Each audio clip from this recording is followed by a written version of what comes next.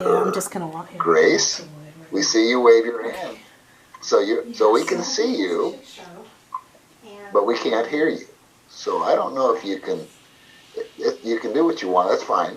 But I just want to let you know, because she didn't know that we could still see her even though we don't hear her. You never know. Okay, great. So is Austin here? I think so, Austin. Can you unmute yourself?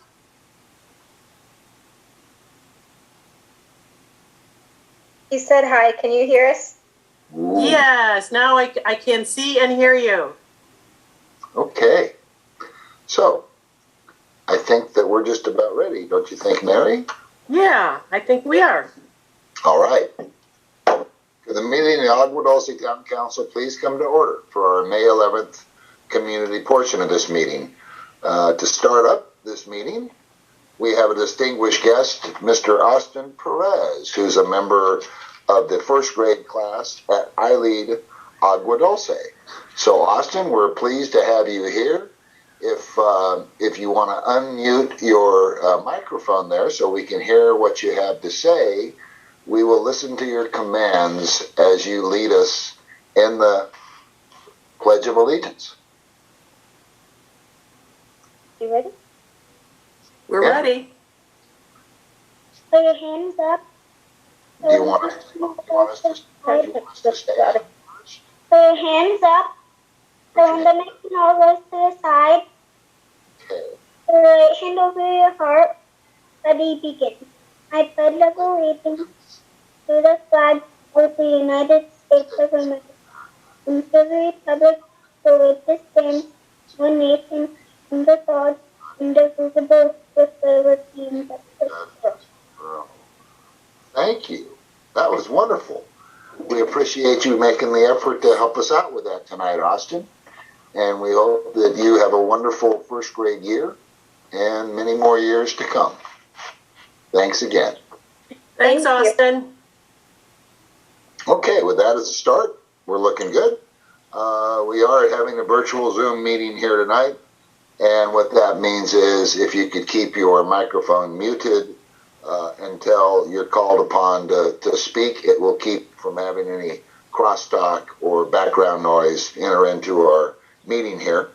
And we do have a new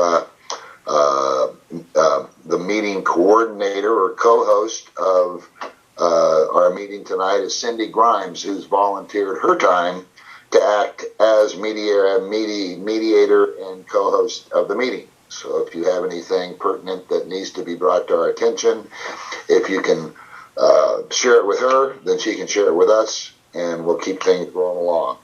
We do have quite a bit of business to cover tonight, so I'm going to try and keep it moving as best I can. And so start off with the meeting. If you wish to record the meeting yourself, you can press the record button, as I understand. Is that correct, Mary? Okay. And that way you'll be granted permission to record tonight's event. Next up, we have the agency reports, and we'd like to start off tonight. First of all, the status of the response to the questions that we asked RTG after that presentation in November. It's pretty much the same as it was last month. They are still waiting for clearance from the managers in the company to provide that response to the council questions after what I would consider to be a reasonable amount of time to get those answered.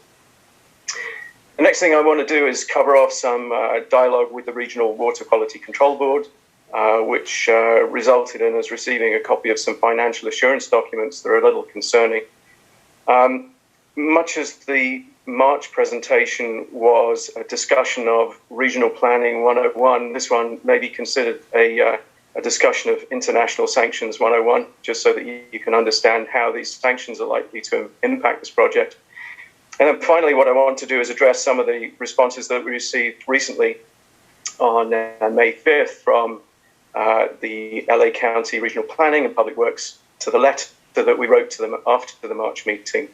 And then, obviously, to discuss what next steps might be appropriate. So about 3 or 4 weeks ago, as I was getting prepared for this meeting to give an update, I reached out, and we've had no responses yet from the letter that we sent to the Regional Water Quality Control Board in Sacramento asking for an update on the state of grievances that were filed after their decision at the May 10th meeting. And for those of you who attended the May 10th meeting, and I learned this when I actually watched the video, one of the things that the board members of the Regional Water Quality Control Board requested of RTG was a financial assurance.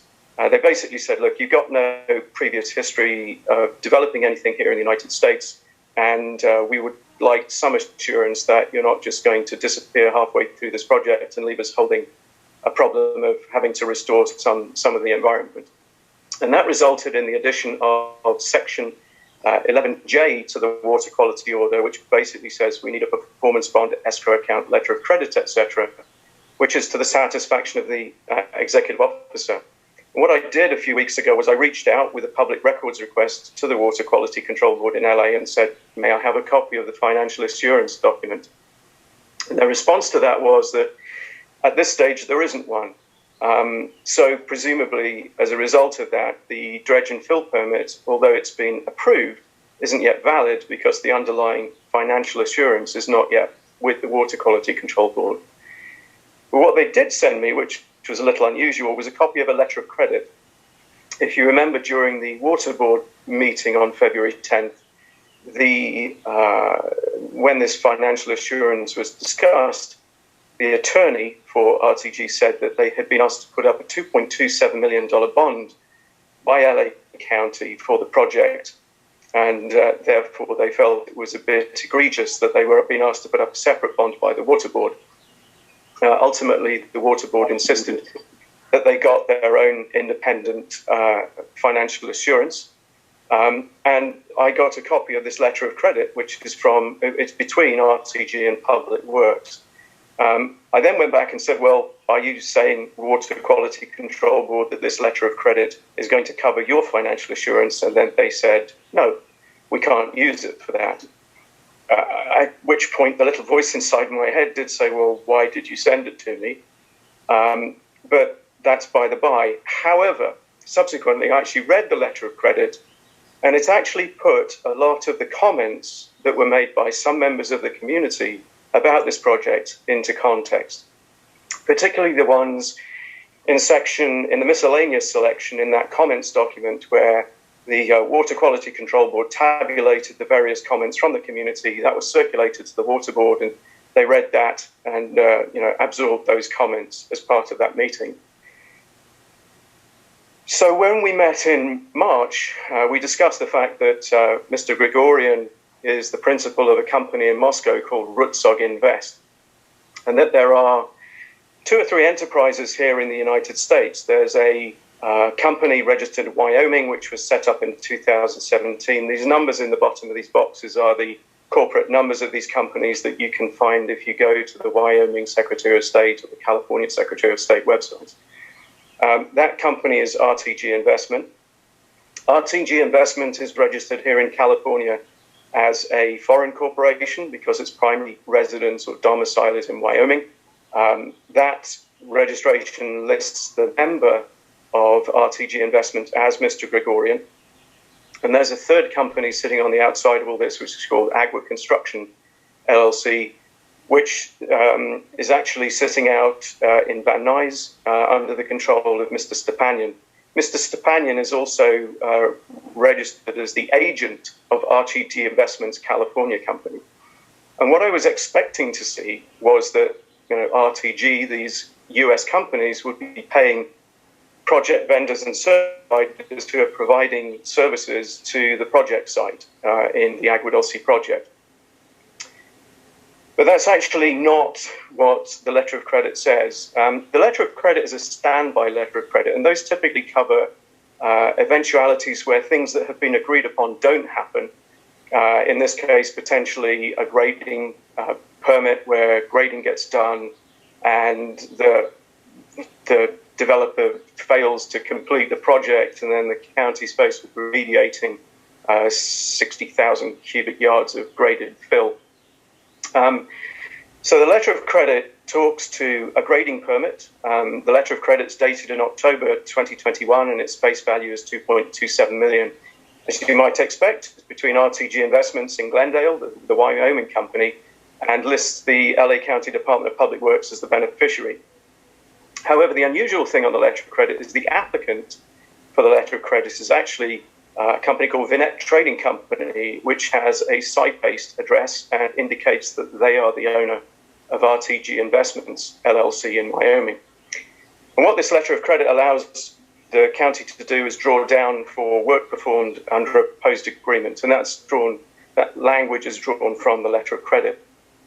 And just so that you understand, this isn't a figment of my imagination. This is page 1 of the letter of credit that was sent to us by the Regional Water Quality Control Board. You can see it's drawn on Credit Suisse, a bank account in Zurich, Switzerland. It's for $2.27 million. Its beneficiary is the Department of Public Works. As you can see on the right-hand side, the applicant is Vinette Trading Company, which is described as a holding company of RTG Investments, who are based in Nicosia, Cyprus. The second page of the letter of credit then describes what the purpose of the letter of credit is for, and as you can see, it indicates that it's due and payable for work performed as proposed by the County of Los Angeles in its agreement with RTG Investments, and it's a fairly standard language. When I received this letter of credit, I actually filed a public records request with Los Angeles County Department of Public Works, and I thought, well, this one should be a little easier for them to respond to because I'm not asking them for a document from 1989. I'm actually asking them for a document that was about 6 months old. And I have yet to receive a copy of the grading permit. I've yet to receive a copy of this agreement, and I've yet to receive the county's own copy of this letter of credit. They've acknowledged receipt, that they asked for permission to extend the response period. That response deadline has expired, and I've heard nothing more from them.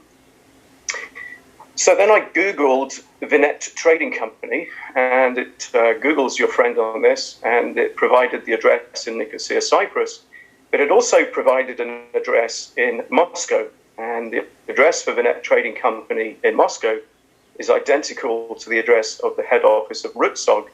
And in fact, if you hit that little website button on the Google page, it will take you straight to Rootsog's homepage for the construction company in Moscow. So ultimately, what this letter of credit reveals is a rather convoluted ownership structure here. You've got Rootsog in Moscow, which owns a company called Vinette Trading Company, which apparently has an office in the same building in Moscow, which then has an office in Nicosia, Cyprus, which controls a bank account with Credit Suisse in Zurich, which is being used to pay obligations on behalf of RTG Investments, the Wyoming company, to the Los Angeles County Department of Public Works. And that is a very, very unusual structure for what should be a relatively simple transaction. The next thing I want to do is really go through the sanctions against Russia. There's been an awful lot of talk about sanctions, but I want to make sure we all understand what they actually are. So, following the invasion of Ukraine by Russia in late February, the first thing that happened was the government took steps to stop the exportation of technologies that essentially can be used in weapon systems, military systems, to the Russians, to really stop them being able to rearm themselves with critical pieces of technology. You might have read some news reports where some of these Russian fighter jets that have been shot down actually have Western GPS systems taped to their control panels because their own GPS systems aren't working very well, and the government wants to stop that happening. A couple of days later, there was a significant event where Russian banks, many of them were blocked from using the SWIFT system, which allows transfer of cash around the world, and Russian passenger and cargo airlines were banned from US airspace. Then on February 28th, a number of people in the political, military, and industrialists in the oil banking and finance sectors became what are called banned persons. And this limited their ability to travel, and also it froze the assets of places like the Russian Central Bank, Ministry of Finance, etc. Now, these are referred to as banned persons, but don't confuse the use of the word persons with a real person. It can be a real person, for instance, Mr. Putin, but it can also be a business or an entity or an organization. So the government in these executive orders refers to these businesses as persons, not as entities separately. On March 2nd, Russian ships were banned from US ports. On March 8th, the use or the importation of oil, gas, and coal from Russia was banned from the United States. On the 11th of March, an additional list of sanctioned individuals and companies was announced, and a ban was made on the importation of Russian seafood, alcohol, and non-industrial diamonds. And it became illegal to export banknotes to Russia as well. On March 24th, additional businesses and named individuals were added to the sanction list. So you then had a list of over 600 banned persons. On April 5th, the IRS stopped sharing tax information with Russian authorities to make it more difficult for the Russian authorities to levy taxes that they should be getting from their residents through their business enterprises in the United States. April 6th, the next day, some politicians were added to that list, high-level military personnel, some oligarchs.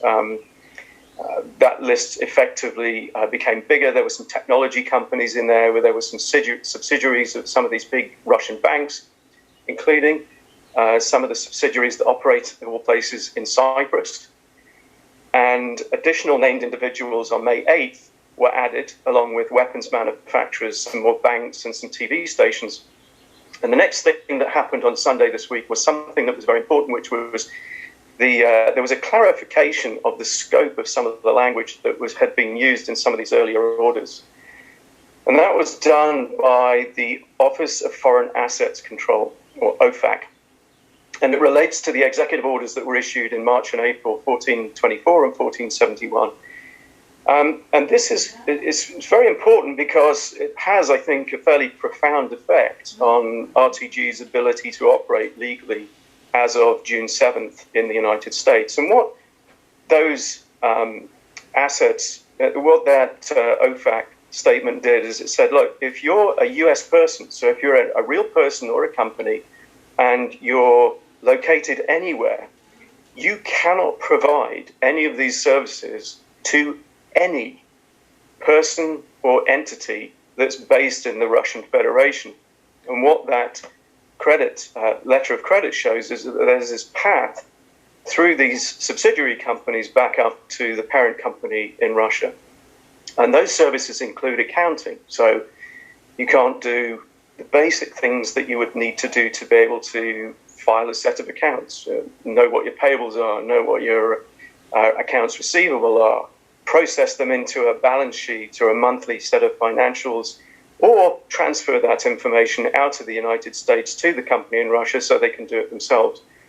There's another level of imposition on that, which is these effectively corporate services, such as acting as a director or a secretary or as an agent, providing a registered office or a mailing address and correspondence address for these enterprises when they're operating here in the United States. And finally, management consulting level restrictions, which include strategic advice and most of the things that you'd need to do to run a business, like figuring out what your HR staffing needs to look like and how to plan and deliver the business. So the overall goal of these sanctions is to make it extremely difficult for any Russian individual or Russian enterprise to profit and operate directly or indirectly here in the United States.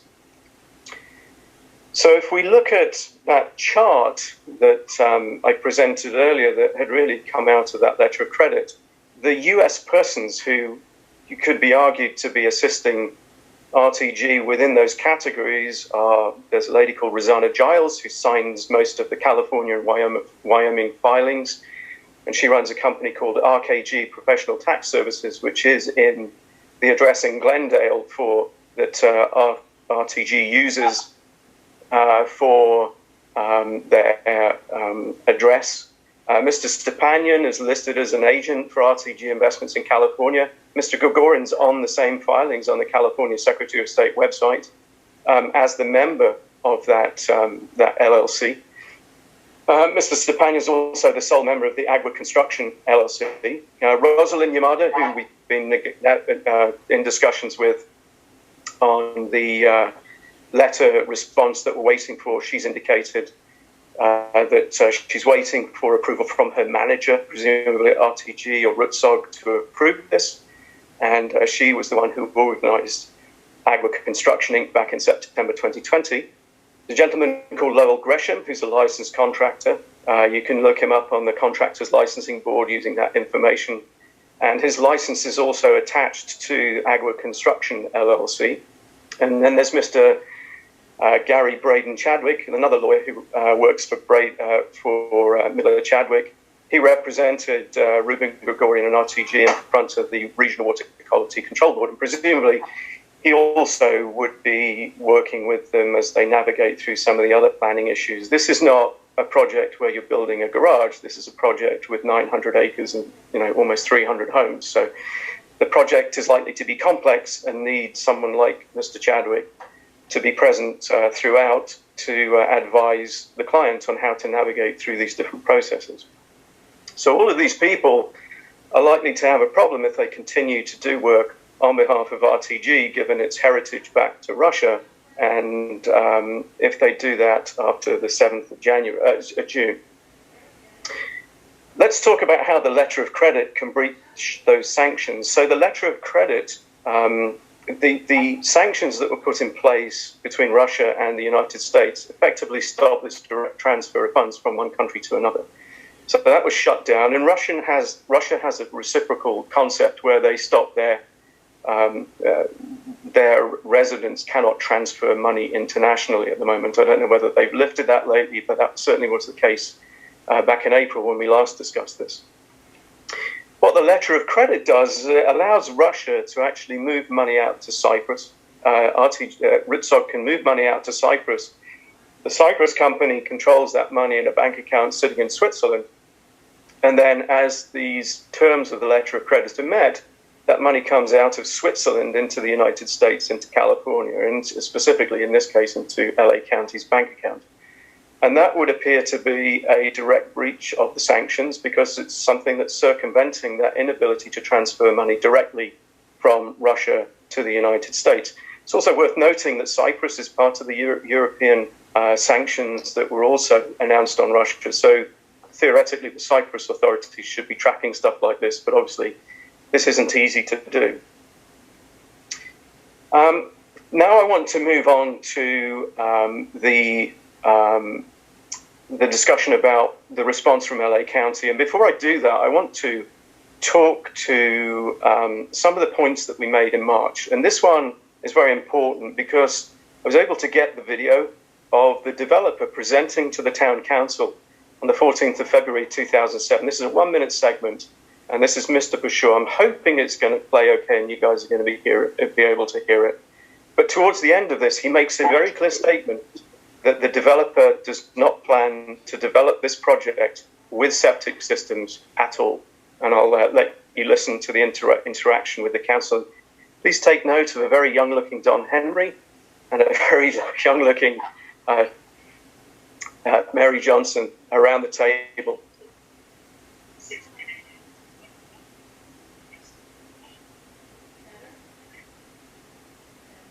Oh, yeah. Yeah, it's supposed to get warmer each day this week.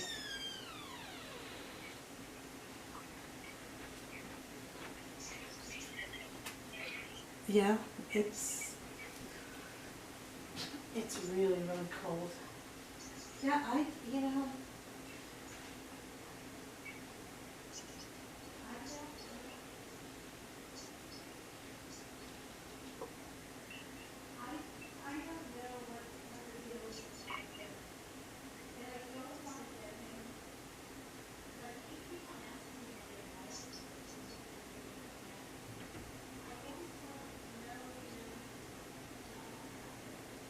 So we're not going to have any septic systems whatsoever on this project.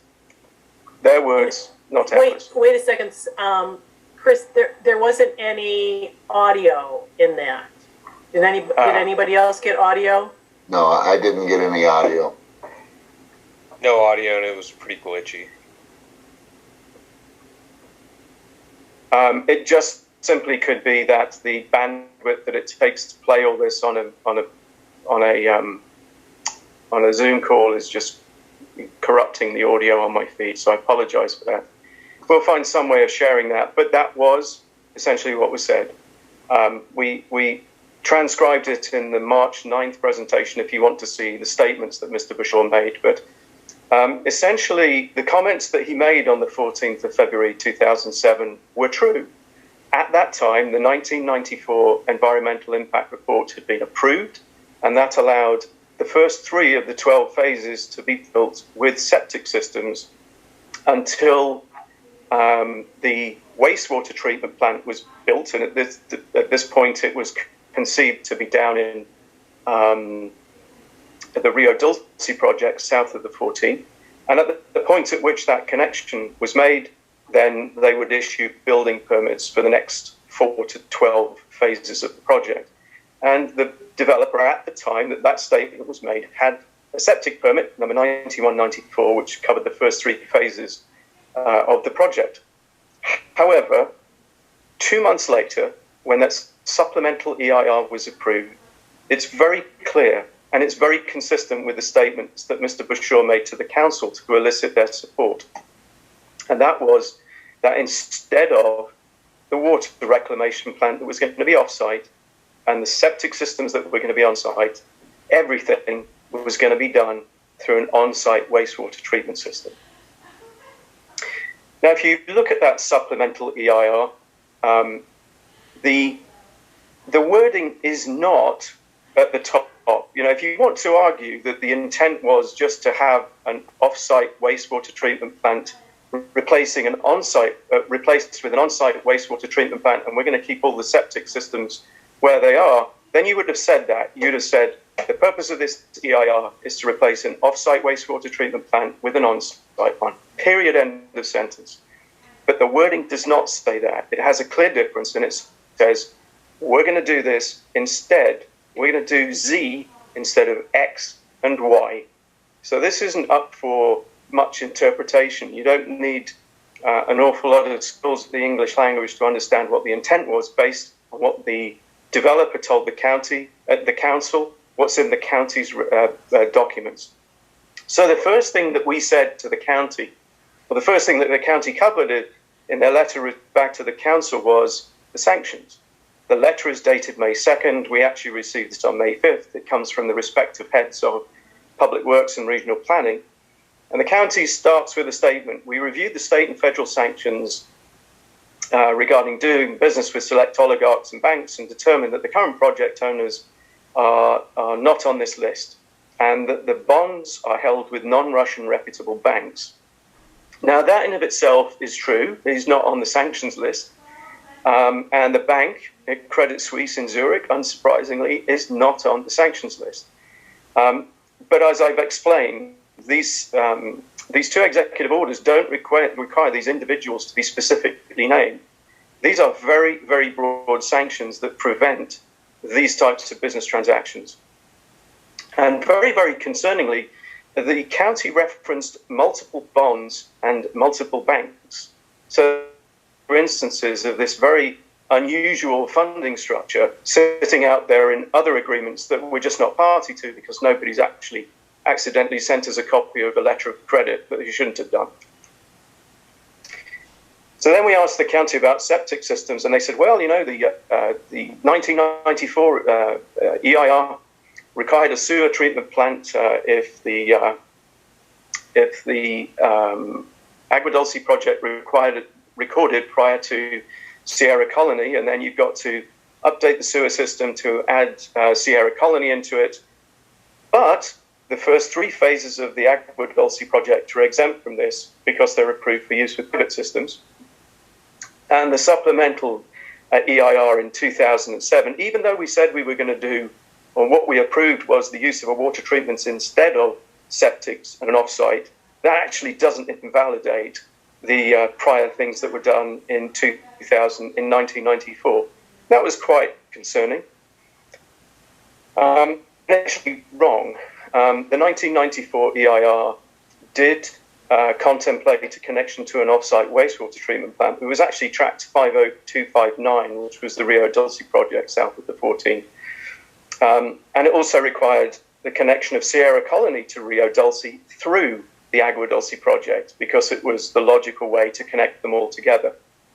Construction of the first three phases of the project with septic systems was permitted, but until the developer figured out this connection to the wastewater system, they weren't allowed. They basically clearly said, we're not going to issue any more building permits on phases 4 through 12 until you've got that done. Once you do get that septic connection established, within 6 months, you have to abandon the septics on those first three phases. So there's never a concept here of a permanent septic system. It's always wastewater treatment plant to replace septics. Then you've got to connect the Sierra Colony.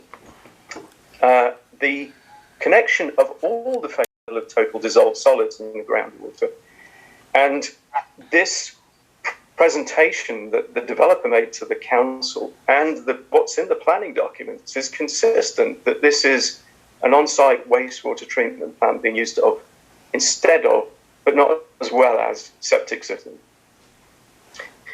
So we said, well, what if there's no wastewater treatment plant? If the developer does what they said they might do in front of the Regional Water Quality Control Board, and there's no wastewater treatment plant, well, what then?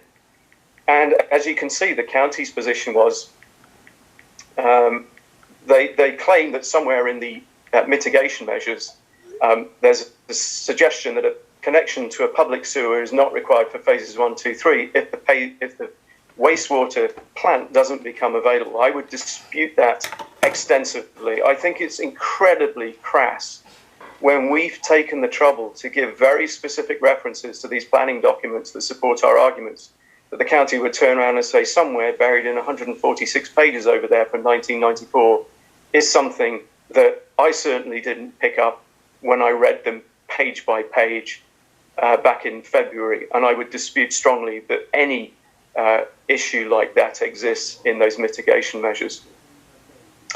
The septic mitigation measures in those documents actually reference the Regional Water Quality Control Board septic permit 9194. But as we discussed in March, the developer terminated this permit in April of 2015. So now what you've got is a situation where you've got a series of references in the mitigation measures to a permit that no longer exists. The 1994 doesn't address the wastewater treatment impacts because it says, you know what, that's all going to be done somewhere else at Rio Dulce. We don't have to worry about that. We've just got to put a pipe in and ship it down there. So the county and the Regional Water Quality Control Board, and you see this in the 1994 documents, they both agreed to utilize a regional sewage treatment plant so that they could preclude any significant local impacts and cumulative impacts on the groundwater. LA County's own correspondence from the time of, around about the time that the first phase was being recorded by the developer, basically says that their position in the letter to the council was that since phase 1 was anticipated to have on-site septic systems, this phase is not reliant on a wastewater treatment facility should a treatment facility never become available. Here's an excerpt from a letter from September of 2002 between the senior executives, the Director of Public Works and the Deputy Director, and the developer, Fred Brown at B&C Land, saying, look, although we're flexible about the location of the water treatment plant, it hasn't been built at Rio Dulce, hasn't been built at Sierra Colony. You have an obligation to do this. It's still a priority for us. And you need to understand that we're not going to let you do anything until there's a wastewater treatment plant. And that's a complete, it's at odds completely with the statement that the county has made to the council in their letter of May 2nd. So we also asked another, I think, very sensible question. If you've switched on the news today, you'll see there's a fire burning down in Laguna Niguel. I think it's called the Coastal Fire. It's already destroyed, unfortunately, about a dozen homes, very large ones of the type that you're going to find on this particular project. And we said, look, if you don't record the second phase where this H Street is that connects up to Sierra Highway, you'd lose the second exit to the project. And that's quite dangerous because if there's just one way in and one way out and that's blocked by a brush fire, what happens? And the county came back, and this is probably the most asinine, ridiculous response I've seen to a very, very valid question about this project. And they said, look, the phase one is connected through streets with a single means of access. Yeah, that's true. It's Valley Sage Road. Therefore, a second point of access contemplated the unrecorded portion of phase two isn't required for phase one. Well, duh. But the problem is here that the Agua Dulce residential project in these EIRs in 94 and 2007 was a single project. It's not the Agua Dulce residential projects. It's one. It's a holistic project that's been looked at as a whole. And the environmental documents assume that phase two and phase one are both going to be built. And it's not project one and project two. The reality is 68 homes with 2-acre lots that cost $2 to $2.5 million a piece are likely to have about 4 residents in them. If you look at what happens, the 14 freeway comes right up to the corner, the southeastern corner of phase one. It's so close they have to build sound walls on some of the project lots, and that again is something that's in the mitigation measures. So you have something in the region of 250 to 300 people living there if this thing gets built out. And let's fast forward to November, 2 o'clock in the morning, and it's a Santa Ana wind event, and they're coming out of the east, heading to the west, following the path of the canyon and the 14 freeway. And somebody does what they normally do, drives up the 14 freeway, their vehicle craps out, catches fire, and they set the brush on fire. How the hell are these people going to get out of there? I mean, is LA County just going to show up to the barbecue with chips and dip here? And this is ridiculous. It's an absolute insult to the intelligence of every single member of the Agua Dulce community. And it's encapsulated in this next page. This is the last page of the letter that the county sent to the community. The top diagram is their version of the project map. And as you can see, they took out H Street. I don't think that was an accident, but it shows how ridiculous the county is being on this particular thing. We then asked about the water supply. I'm not going to read all of this, but they basically said that the developer's responsible for the construction of all additional water facilities needed to serve the project. I suspect that those additional bonds and agreements that are referenced in the county's letter relate to the installation of these facilities that have been done between Red Rover Mine Road and the project site at Valley Sage. The upshot of all of this is that the water supply is also a project level initiative. You can't get to the point, and we know that there's a drought. We've just had these restrictions imposed within the last week that people can only water their lawns now down in the metropolitan areas 2 days a week. You get to a point where the developer can't secure additional water from AVEC because AVEC doesn't have any state water to give them. So then the second phase of the project can't be built. And again, this is a single project. This is not 2 separate independent parts of this overall project. And the 1989 Master Service Agreement was referenced in the 1989 EIR, and we're now being told by the Public Works that, well, that doesn't matter. Well, actually, it does, because that was held up as the example of the document that allowed the developer of this project to get water rights in the first place. And now what we're being told by the county is that that agreement didn't have any ability, it didn't convey any of those rights to the developer. So it's no wonder that those exhibits are missing from it, because anybody who would have looked at those maps and would have asked this question back in 1994, had they had the information in front of them. The last thing that we asked was, well, what's the county going to do about the things that you've said to people like the Regional Water Quality Control Board and Fish and Wildlife about these permits? You know, you told everybody that phase 1 can be built with septics when it can't. And also, could you please make sure somebody gets up there and make sure that, you know, you don't give any permits away that shouldn't be given away at this particular stage? The county came back and said, well, you know, we didn't say anything that we shouldn't have done to either of those agencies, so we're not going to write to them. And the county inspectors have been on site and there's no zoning violations that have taken place. But if we find one, we'll issue a stop work order. Well, I think the council respectfully disagrees that the county provided correct information to those agencies. Just because you write a letter with this doesn't change the concept and the contents of those documents that were published in 1994 and 2007. And you can't change Merriam-Webster's dictionary definition of instead of to be as well as. The town council understands that a site inspection did occur, I think the day after our May 9th meeting. And my understanding is that some citations were issued to the project owner at that point.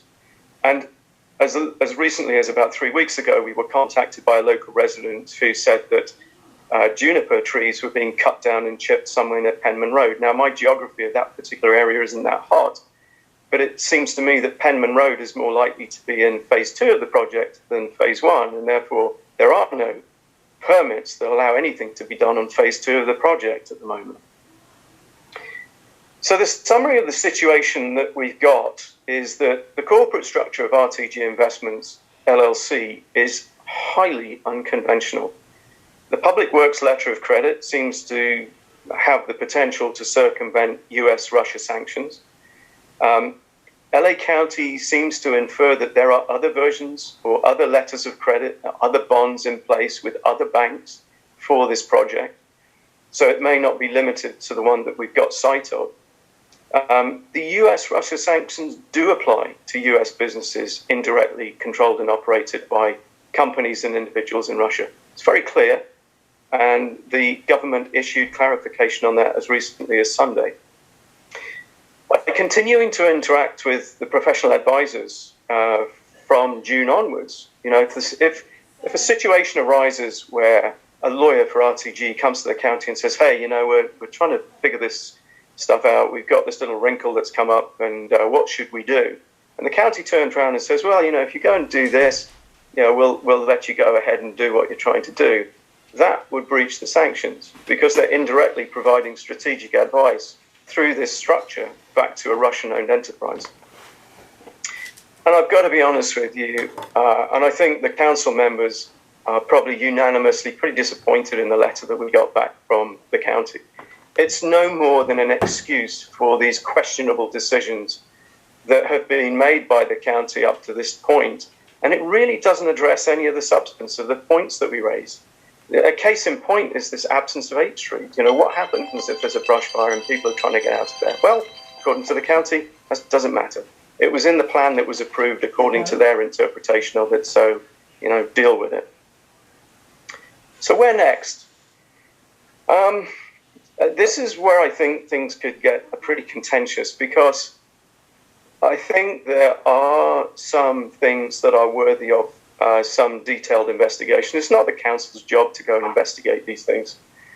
But we have, I think, a situation where you couldn't really take this to anything like the district attorney or the sheriff's department because both of those have a, you know, Los Angeles County written on the front of them. So you're asking the fox to look after the hen house there. These situations that I think are relevant to broader issues like these sanctions and executive orders need to be referred to the US Justice Department. Ultimately, they're the ones that are responsible for enforcing them, and you've seen what they did recently where they announced, I think within the last couple of days, they were seizing a $66 million home in the Holmby Hills that belonged to an Armenian politician that had been acquired using bribery. We should consider a motion to write to Supervisor Barger and at least have the courtesy to point these very unusual circumstances out, and I think pose a couple of very difficult questions. Why is the county so intent on finding any way possible to proceed with this project in these circumstances? And why is Public Works in particular so unresponsive to reasonable public records requests? Is it because they have more of these very strange financial arrangements with Swiss bank accounts and letters of credit? I don't know. We don't know until we get the answers. If you look at what was said to the town council in February 2007 that had elicited the support of the town council for this project, I think the town council should discuss whether it formally withdraws its support for this project, because what was said to the council and what's in the planning documents is not what's been performed on this site. And I think we've got to note the fundamental inaccuracies in the county's letter and reiterate our concerns about these wastewater entitlements and water supply issues. And I think, given the county's lack of understanding of these sanctions, we should respectfully request that they observe the sanctions and don't become an unwitting party to providing management, consulting and strategic input to the developer after the June 7th deadline. So thank you very much for listening. I'll hand the floor back to Don and open it up to questions. Thank you, Chris, for your detailed report. My head's still spinning, so I would like to open it up to the council for any ideas as to how we move forward. After reading the letter from Regional Planning back and the Department of Public Works back to us, yeah, it's kind of like they threw all of our ideas out the window. I agree with Chris. You know, and you know, we're not attorneys. We're here as volunteers, and we're here to reflect the voice of the community. And I think at this point, we need to figure out which action to take. Obviously, rescinding our approval, I don't think there's any question about that. When basically we were presented with the fact that there would be no septics whatsoever, and that that everything would be given to a wastewater treatment plant. I think that's a primary issue. It looks like we've got a couple hands up here. I have one quick question. I just have one quick question. Yes.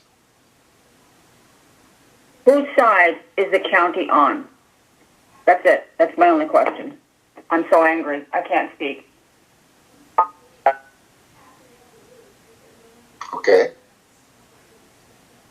I don't have the answer to that. It doesn't look like they're holding up our side very strongly, would be my response.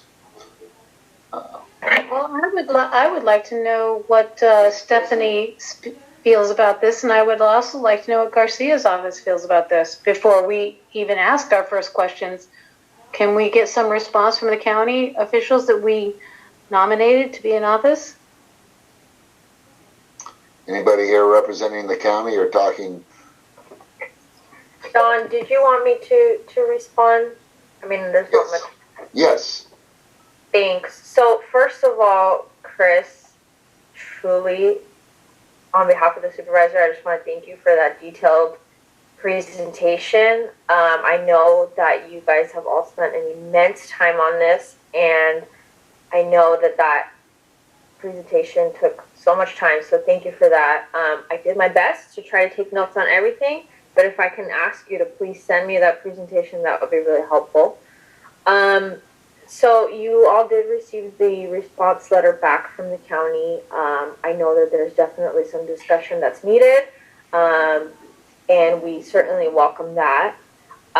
We are ready, at your request, to have any of those department representatives attend the next meeting or whatever meeting you all request. Personally, I'm certainly no subject matter expert in all the things that were brought up in the letter, which is why the supervisor asked to have the departments respond. But you definitely do bring up a lot of valid concerns. So anytime, just let us know when you want those representatives to attend. I know it's a lot. It's not really much that I can answer right now, but just let us know when you want those representatives to attend. be happy to set that up. Well, I think we've been asking for the past 3 meetings, so why are you here and Stephanie's not? Okay, I'm gonna jump in here. We, as a council, have asked the agencies not to present until we figure out how to respond to this. If regional planning was here and public works was here, we'd be all over the place. So what we need to do is to come up with a refined response and then send it off, hear what they have back, come back with, and then go from there. It is not Stephanie or Natalie's. They didn't ask Public Works and Regional Planning not to come.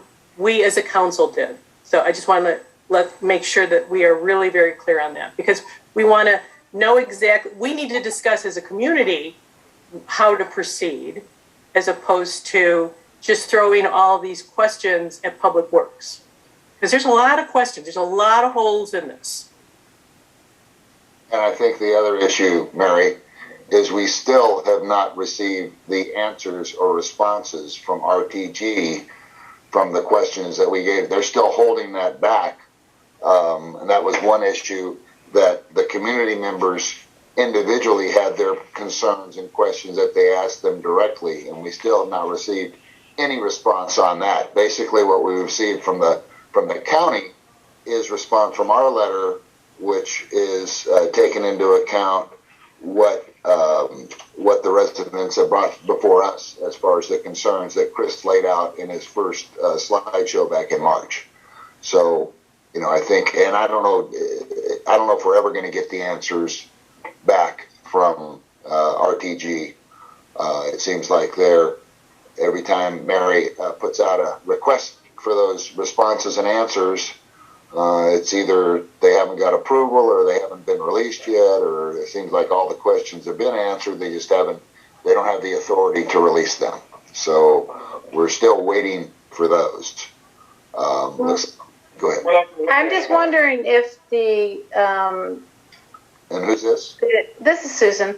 I'm just wondering if the members of the community here in Agua Dulce and the town council is going to refer this to the FBI or the DOG, and how the council feels about that, because this is, definitely on this sly side of things.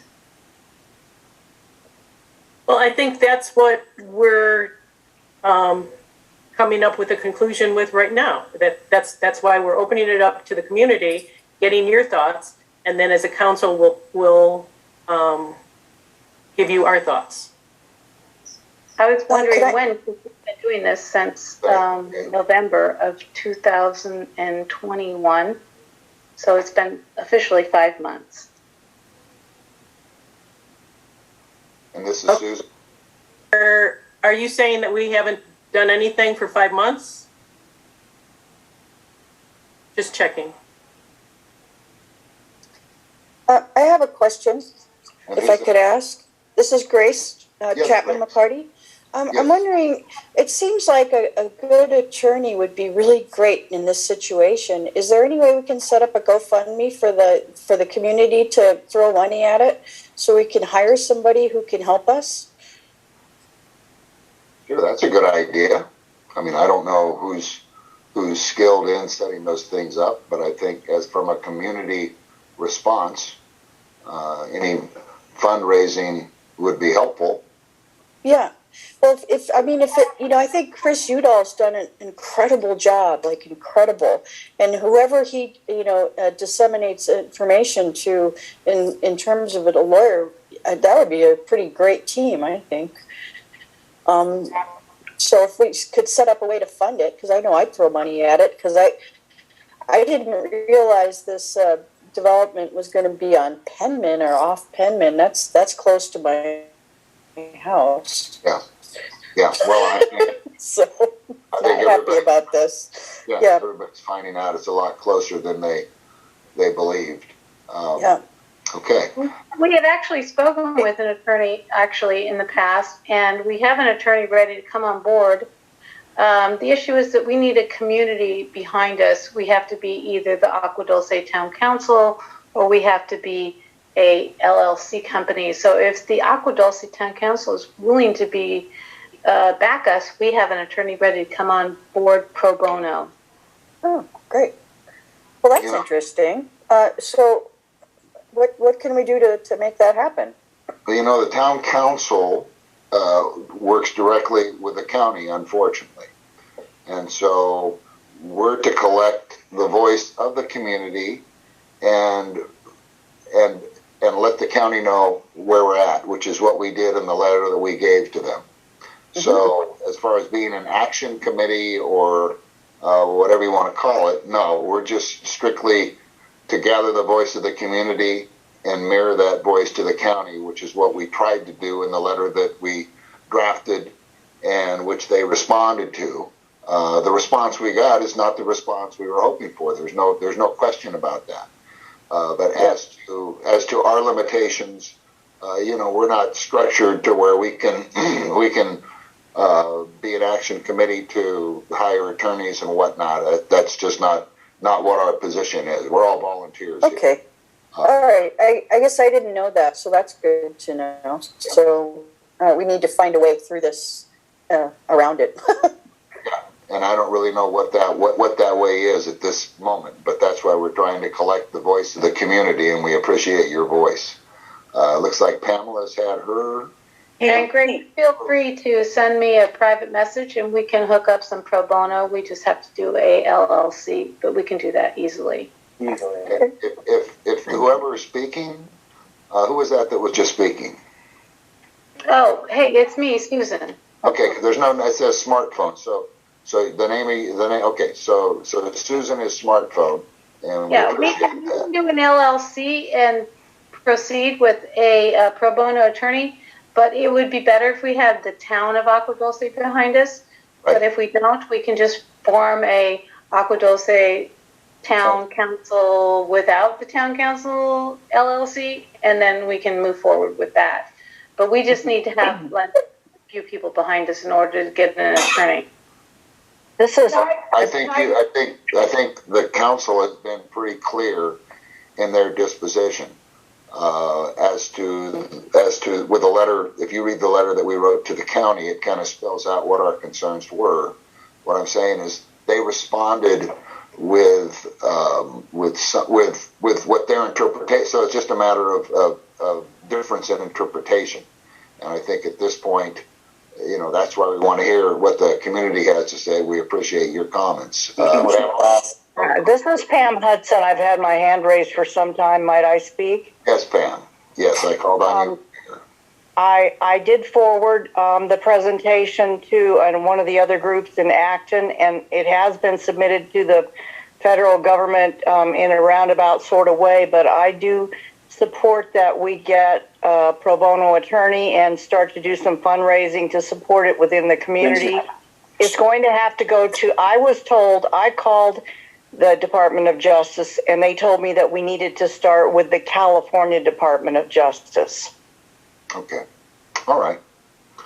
Well, I was told there's a couple of Mike Garcia's office, actually. And Mike Garcia is the one that needs to come forward and file a federal case. They've been contacted several times and have not responded. Okay. I wonder why that is. Don? Your guess is as good as mine. It's Marcy Winch. I'm here with Glenn. Okay, Marcy, I've had my hand raised and trying. First of all, yes, Glenn is here with me as well. And we agree with the whole idea of, getting, we believe it's time to get some kind of attorney involved in the situation, because we sit back and the county either does nothing or kind of seems to be sitting there with, their hands over their eyes and their fingers in their ears. The other question I had, another possibility is, does anyone have a thought about taking this story to local media? Because when media gets involved, you're more, I believe the county then might wake up a little bit, because nobody wants this kind of cloudy thing hanging over the county framework, of government. And I'm just thinking that since they seem to be doing it seems like they're doing nothing, not the town council, but the county, and every organization that we seem to be reaching out to, they do nothing, they say nothing, they do nothing meaningful. And some media pressure to put a less than positive spin over them might be helpful. Any opinion? Yeah, no. Marcy, okay. Now, do you have an actual name of your action committee, or what is your group, just many individuals, or are you actually organized to where we can put a name on that group, or what is the Well, it's not so much a group. I mean, we started a Facebook group, is all it really is, not with any kind of organization. Just it gives an opportunity for the community to see and hear what's going on, and for community members to pass along information, to somehow, if they want to participate. I apologize, I have not been very active the last month or so. We've had a lot of family stuff going on, but this is it just seems we go month to month to month, and nobody, we get nothing substantial back from any organization that we reach out to. And one day we wake up, there's digging happening, or trees getting taken down, or whatever is going on over there.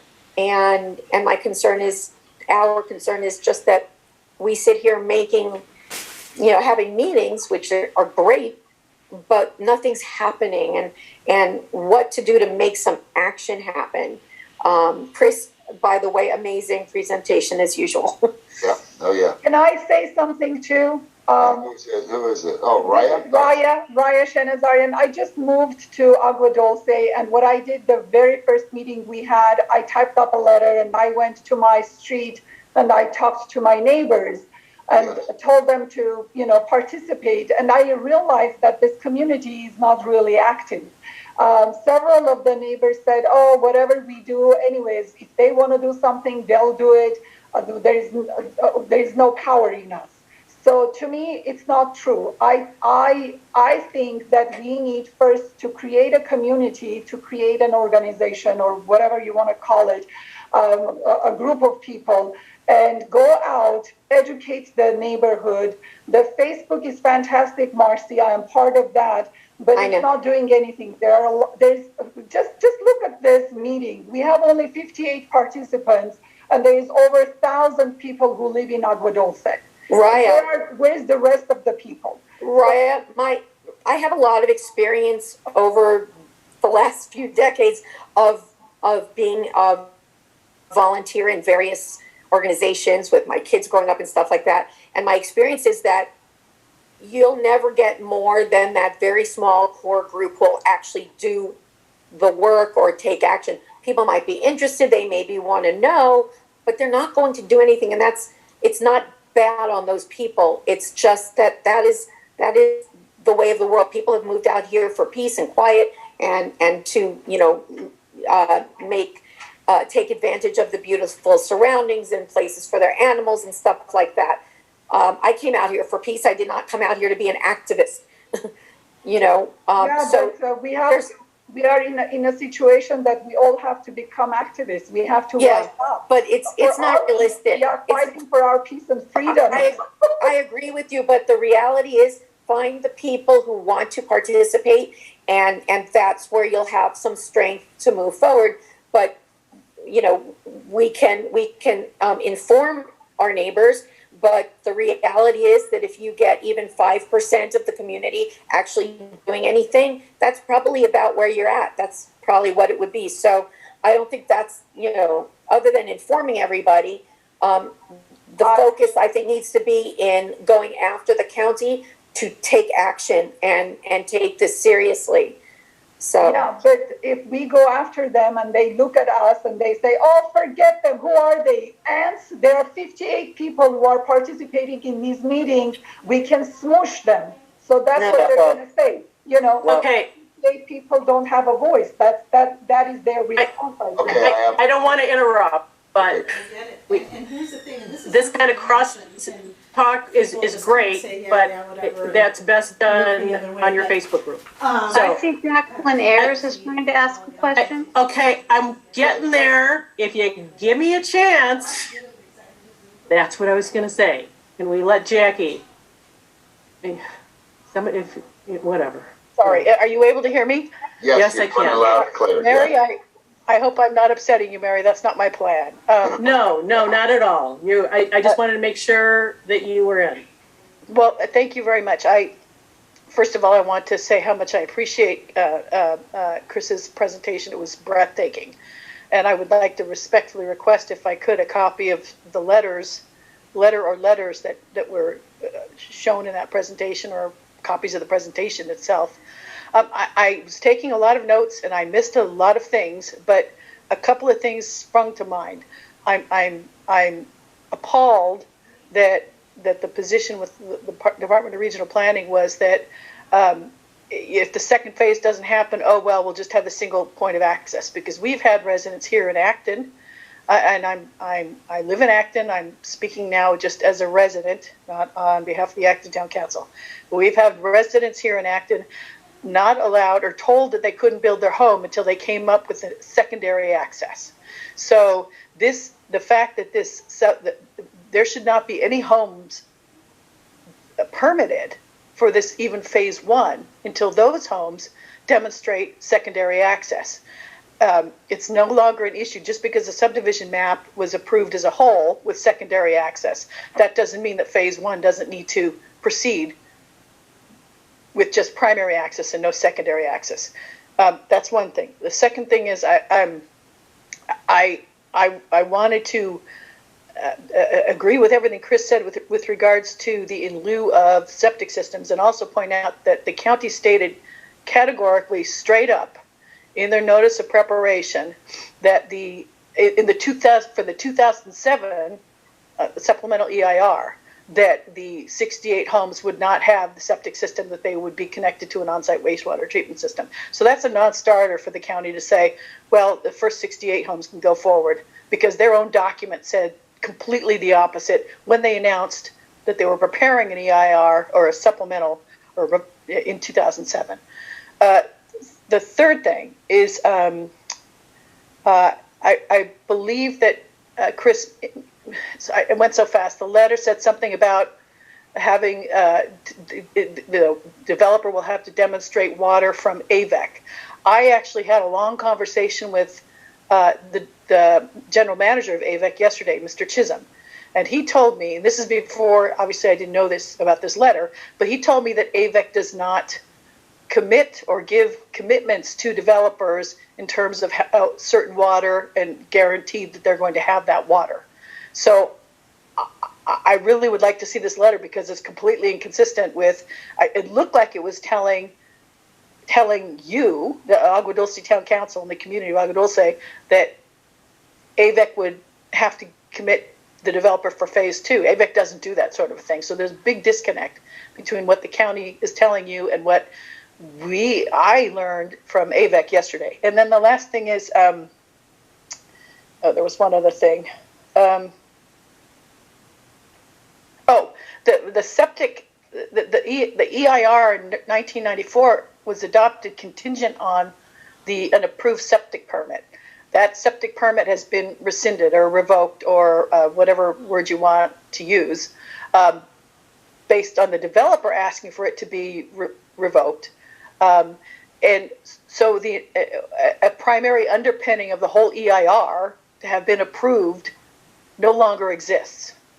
And anyway, so another thing is that we're trying to find out how the water line is being paid for on the installation, because as far as we can tell, the mitigation plan in the EIR adopted in '94 required a Belarus and a CFD formation and AVEC to manage the Belarus bonds for sale to pay for the installation that's going forward now. So there's a lot of things that assumptions in the original EIR that are no longer valid today.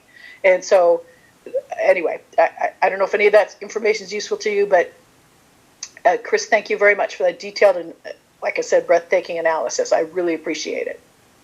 Well, thank you for your comments, Jackie. Definitely, as far as that, we aren't experts in this field. Chris is phenomenal, and Jackie, your word, we know how you, as far as any kind of EIR studies and whatnot, that's your background, and so definitely it's helpful to find, for us to process it. I mean, Chris's presentation was easy to understand, but man, it's like eating an elephant in one bite.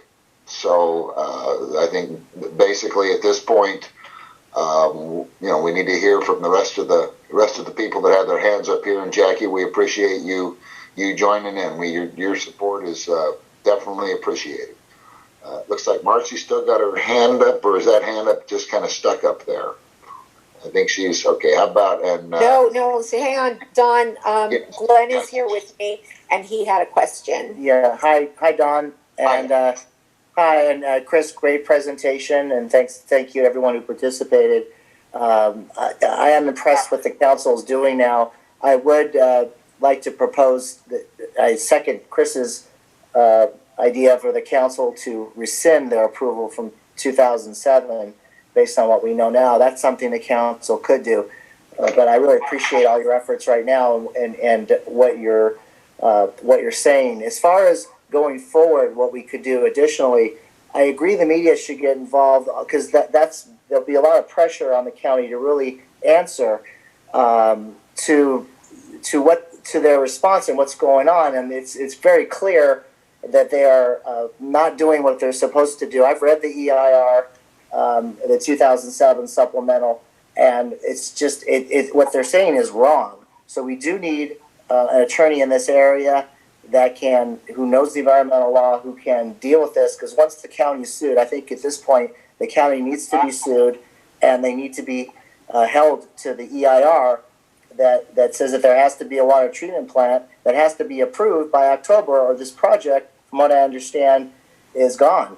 All the extensions will end. And there's no way that the developer is going to be able to do that. The fact the county is trying to circumvent that because they can do whatever they want unless there's a lawsuit. So we have to have a lawsuit. I think that is fundamentally what we have to be looking at. And it will be very easy for us to set up an LLC. They'll say concerned citizens. It won't have the town's council name on it, of course.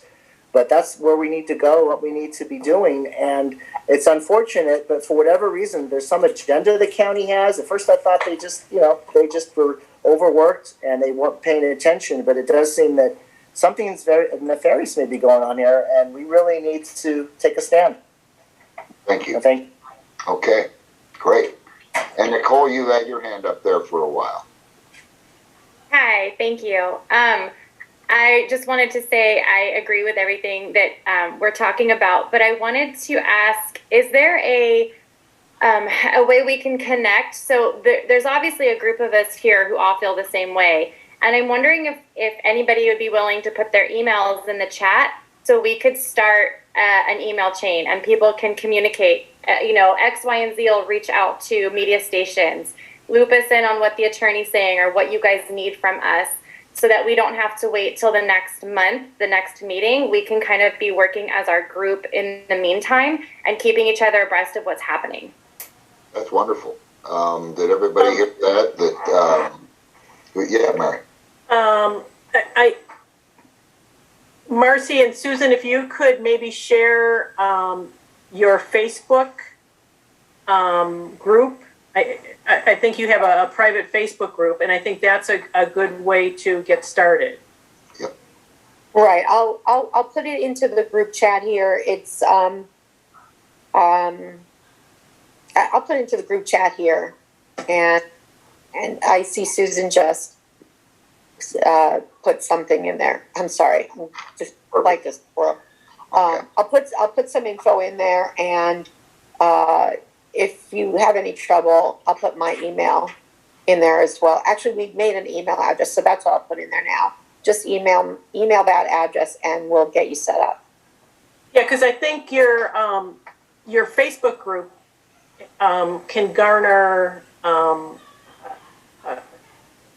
more participation, and you can talk among yourselves to figure out what the best way to do things are. But I applaud you for getting that Facebook group started, because I think that has created some good support.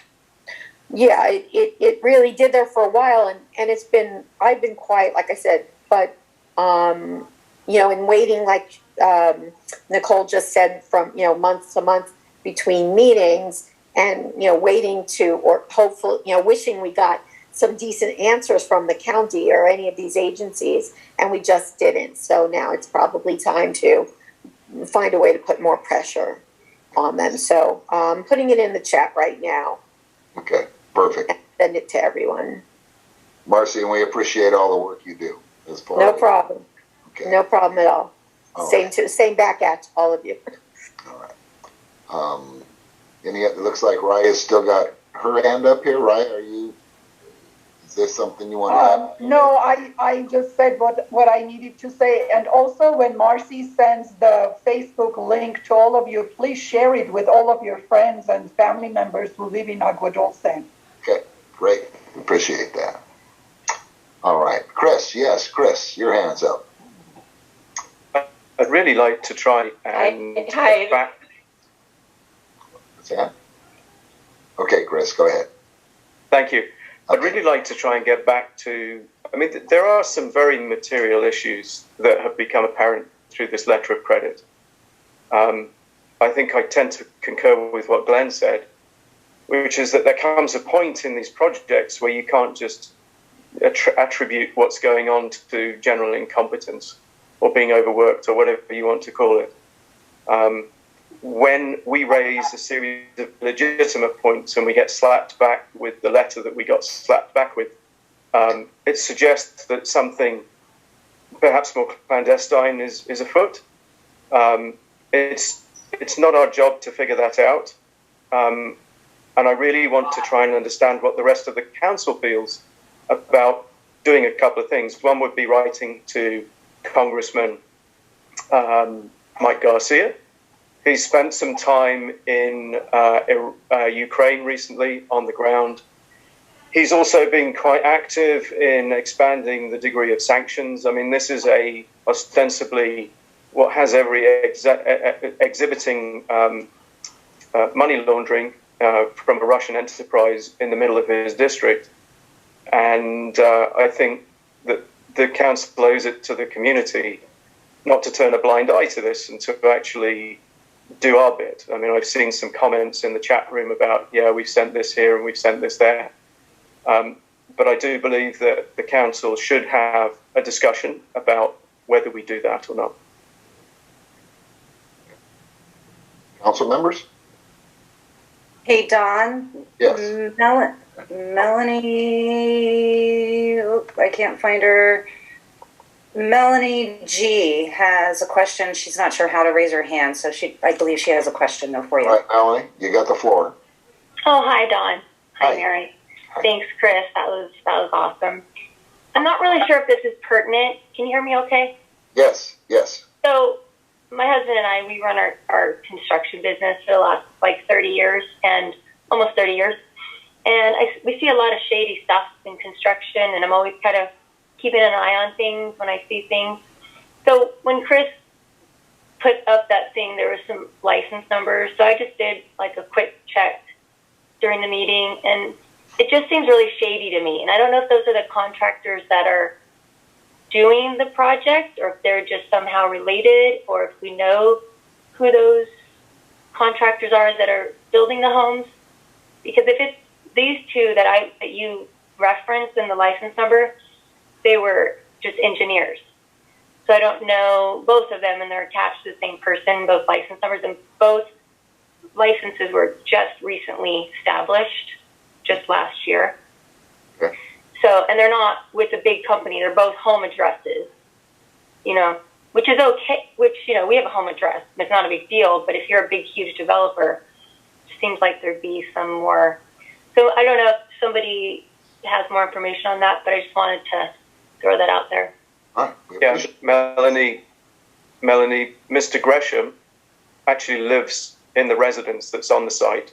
That's my understanding. Yeah, that's what I saw too. So it might be worth looking into who the contractors are. He's certainly in his later years, as I understand it as well. Because I do see a lot of that in construction. A lot of these, they get these guys who maybe were licensed to kind of use their license, and they start kind of, you know, affiliating themselves with it. So it's very common. So I don't know if that's an avenue that they can look into. I just wanted to mention it. We appreciate that, Melanie. Sure. And council members, what are your thoughts? My husband, who's trying to log on, can't seem to log on, but this is John Bruno. Council members. Okay, I think Chris's steps on next steps are right on target. Number one, we write a letter to Congressman Garcia indicating the sanction situation and the details there. I think we formally withdraw our 2007 letter of support based on the way the county is interpreting things, because that is not the way, that was not the intent of our letter of support. I think we need to write another letter to Supervisor Barger saying the answers that we received from Public Works and Regional Planning are inadequate and somewhat of a slap in the face. And I hate to be that blunt, but I think we need to be that blunt. And what was the other thing? Also, I think we need to put out there to the county about this June 7th date, and if they do any consultation with anybody affiliated with RTG, that they are in violation of the sanctions. That's my feeling. All right. I would second all of that. Okay. I agree, totally. And you're right, Mary, that a slap in the face has to be done, because otherwise it's going to be put aside. They're going to ignore us. They're going to stall us, and they need to be. And I think the media needs to be involved in this too. Hey, Don, it's Lou. Yes. Yeah, Lou. Like that. Welcome. Like that. No, I've been listening. Okay, good. I know you don't believe me. I've been listening. You know, I've been on the council 10 years, and we've never invited a supervisor or a congressman to the meeting to personally appear. And I think it's finally time. You know, Mike Antonovich would occasionally just swing by, but that we specifically ask Supervisor Barger and Congressman Garcia to appear. And, you know, we've been filtering all this stuff, but it's time they hear it themselves from the community and respond to it, so they're also on the record as being involved in this. So there's no, we didn't know about it or it didn't get to us kind of thing down the road. Okay, well, you know, we addressed our letter to Catherine Barger, and she did what we felt was upstanding. Now, she sent it out to the people that were under her that more or less did the approvals. And so, but believe me, we did not think that we were going to receive the response back after Chris's presentation that we received. So that's what I'm saying. Just step it up one notch, which ask them to participate. Okay. All right. And again, as Mary mentioned, the county has wanted to come make a presentation, but until we got some answers back, because obviously here's our concern as a council. We don't want to have everybody is upset. Let's face it, and we don't want to have a 2-hour or 3-hour venting session, because I believe in a lot of cases they're used to seeing that, and they just walk away, and that's it. I think the way that we've handled it to this point, as far as getting things documented, giving their responses back in writing, rather than just them just answering a question at a town council meeting, has been productive. It's taken forever to get to this point. I'll agree with the people that say, "Oh, it's been 5 months." Well, it's been 5 months for us too, and we still haven't gotten the response back from RTG. So there's still a lot, that's out there that's still yet to come in. But I think we need to respond, as Mary said, to what we received to this point.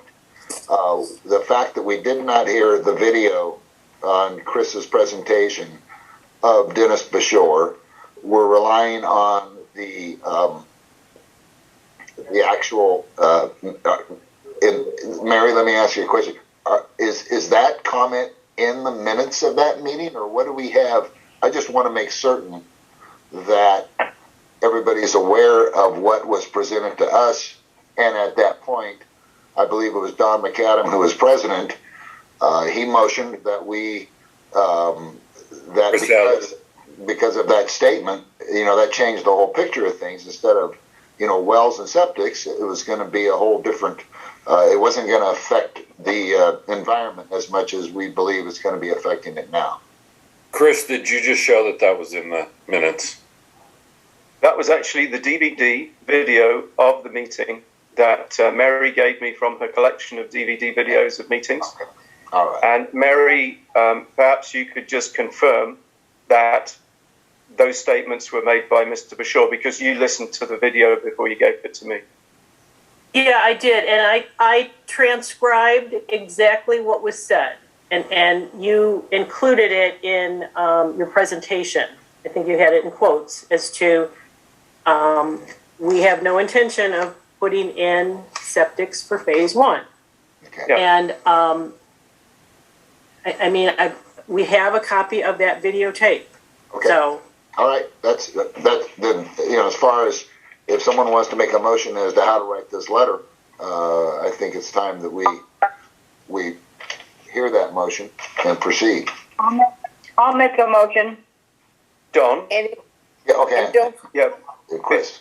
Before we have a motion, I know Jackie Owens, who's Congressman Garcia's field deputy, has her hand up. Might be an idea to let Jackie make a comment or two. That sounds good. Yeah. Jackie, please. Hey, greetings. Chris has been stated, thank you. It was a phenomenal presentation, well thought out, and the timeline just really makes a very compelling issue very clear.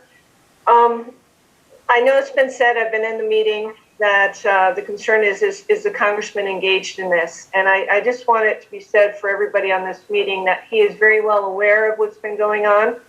I've been attending the meetings. I communicate with Mary quite a bit between the meetings, as well as Chris. So, and I don't know who it was that said they reached out to our office, but I will put my email in the chat room, as well as my phone number. We're in the Palmdale office, and if the town council deems it beneficial, I will see if we can set up a meeting with the congressman in a small group setting, or something, maybe in person, to be able to address this. But again, I just want to stress that everything that's been said has been brought to the congressman. I don't know if he was on the meeting tonight. He's in DC, and I was with him. I'm staffing him on this, but I don't know if he was in one of those smartphones. I know he wasn't on the Zoom, but I think he may have called in to listen in. But please be assured, this is not falling on deaf ears as in regards to our office. And the DOJ, I'm in communication also with my district director on this. So there's going to have to be some action on our end to see what what we can do. I know that somebody mentioned that the DOJ referred you to the California DOJ. So just give me a little walking room here and find out more. I'll continue to stay in contact with Chris and Mary, and I will make myself available for any emails or maybe we can follow up if you think that meeting would be beneficial.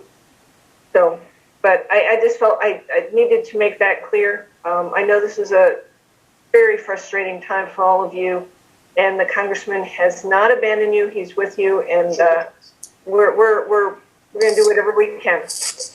Well, we thank you, Jackie, and that's, we just want to make sure that we're being represented and that our concerns as a community are being represented.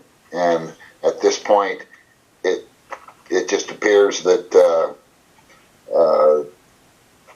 they're interpreting the English language different than we are. Is that correct, Chris? Yeah. Okay. Well put, Don. Okay. Yeah, they're actually, I think, worse than that. I think they're living in some parallel universe. Okay. All right. We can put that in the letter. All right. So. I'll make a motion. All right. Yes, go ahead. In the letter, I believe it needs to state that the community is seeking legal advice and counsel as well. Okay. Yes. All right, Candy, you want to go ahead with your motion? Yes, sir. I'll make a motion that we begin this process. I'll second that. Yeah. I lost you halfway through that. Can you repeat that? I second it. Okay, hold on a second. We need to have a little bit more specifics on what that motion is. So what do you need us to say? What action we're taking and who we're taking the action with. Forming a committee with the community? Oh. No, the letter. No. The letter. The letter to Barger? Okay, let's start with the letter to Barger. I make a motion that we send a letter to Catherine Barger regarding this situation. Let's kind of go with what Chris had said, incorporating the critical issues raised in the presentation and asking for clarification on why the county is so intent on finding any way possible to proceed and why LA County Department of Public Works is unresponsive. Okay. Exactly. Can we do that? Yeah. Yeah.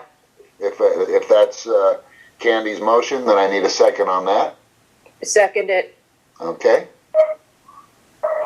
Any more discussion on that particular letter? All right.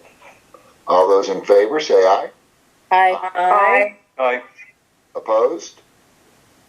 Okay. All right. And Okay, I will make a motion to formally withdraw our letter of support from 2007. okay. I'll second that. Yeah. Lou's on the phone here. Yellow. Hello? Seconded. Okay. All right. All those in favor say aye. Aye. Aye. Opposed? Okay. All right.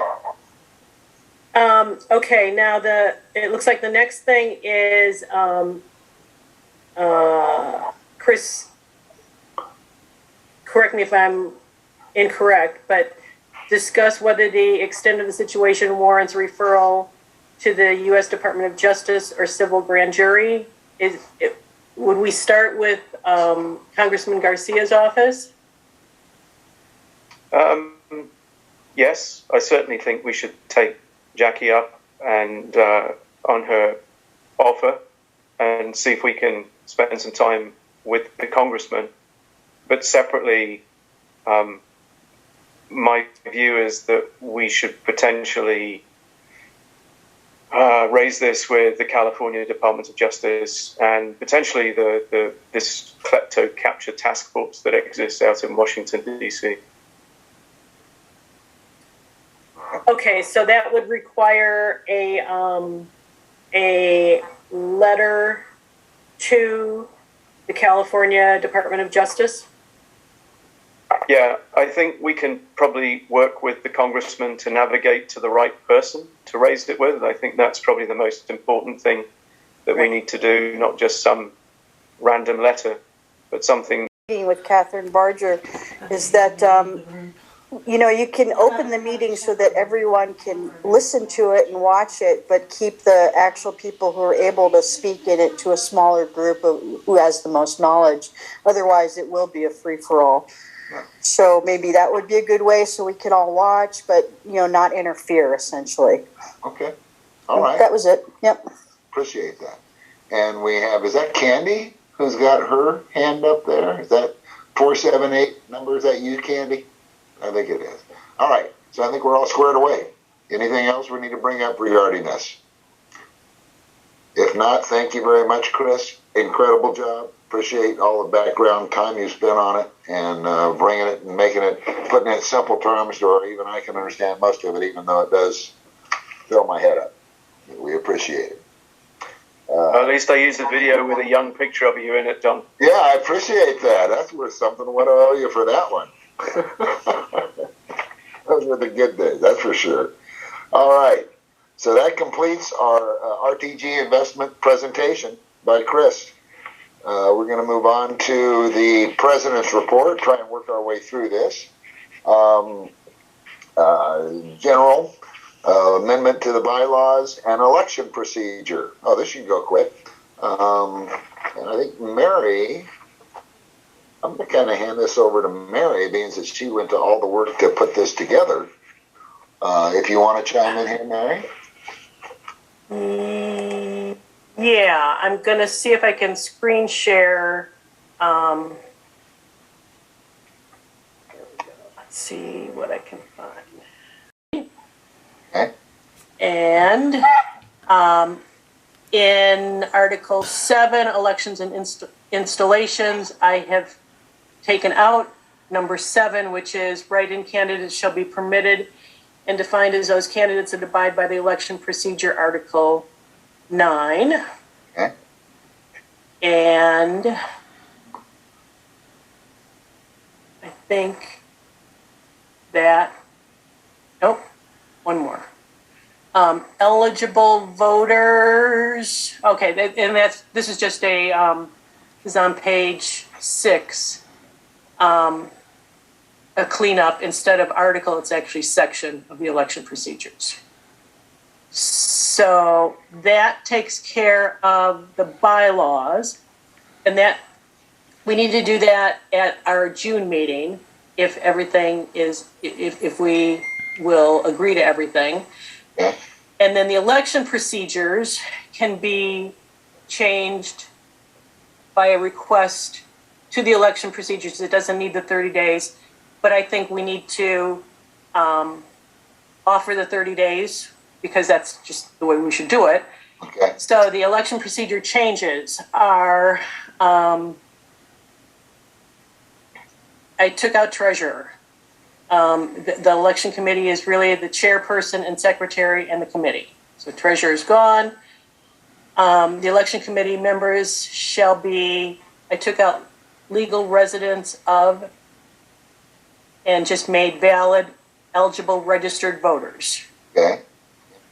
And next one, I took out treasurer. All we really needed to do there. And then this one is if the election committee chairman resigns, then the secretary takes over. I took out the reference to the treasurer. Poll workers must be valid, eligible worker, must be valid, eligible voters. I took out agua dulce because it can be hard to get poll workers. Right. So then election committee took out chairperson shall be additional signatory on the election committee checking account. No need for that. And that's basically because they've rescinded their treasury duties to Correct. town council. Okay, I got Correct. you. I'm with you. And then election secretary is additional signatory. Took that out because they don't need it. And I took everything for treasurer's duties out. Okay.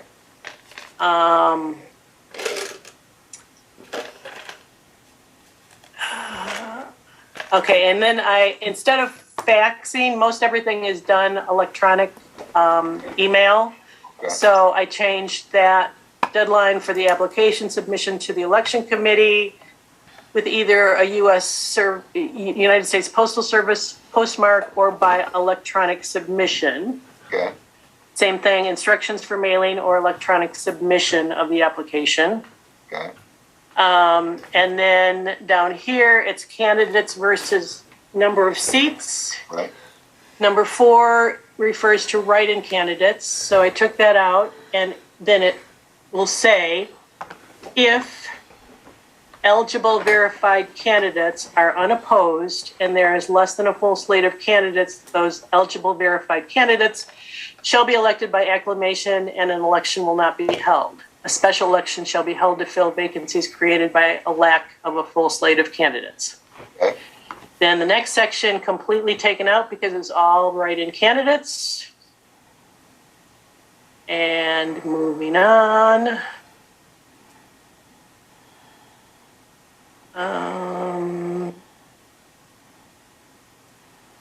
Only those write-in candidates as defined will be counted. Took that out because it's no longer needed. Final treasurer's report, I took out that, but I said submit any expenses and revenue to the Agua Dulce treasurer so a final election committee financial report can be done.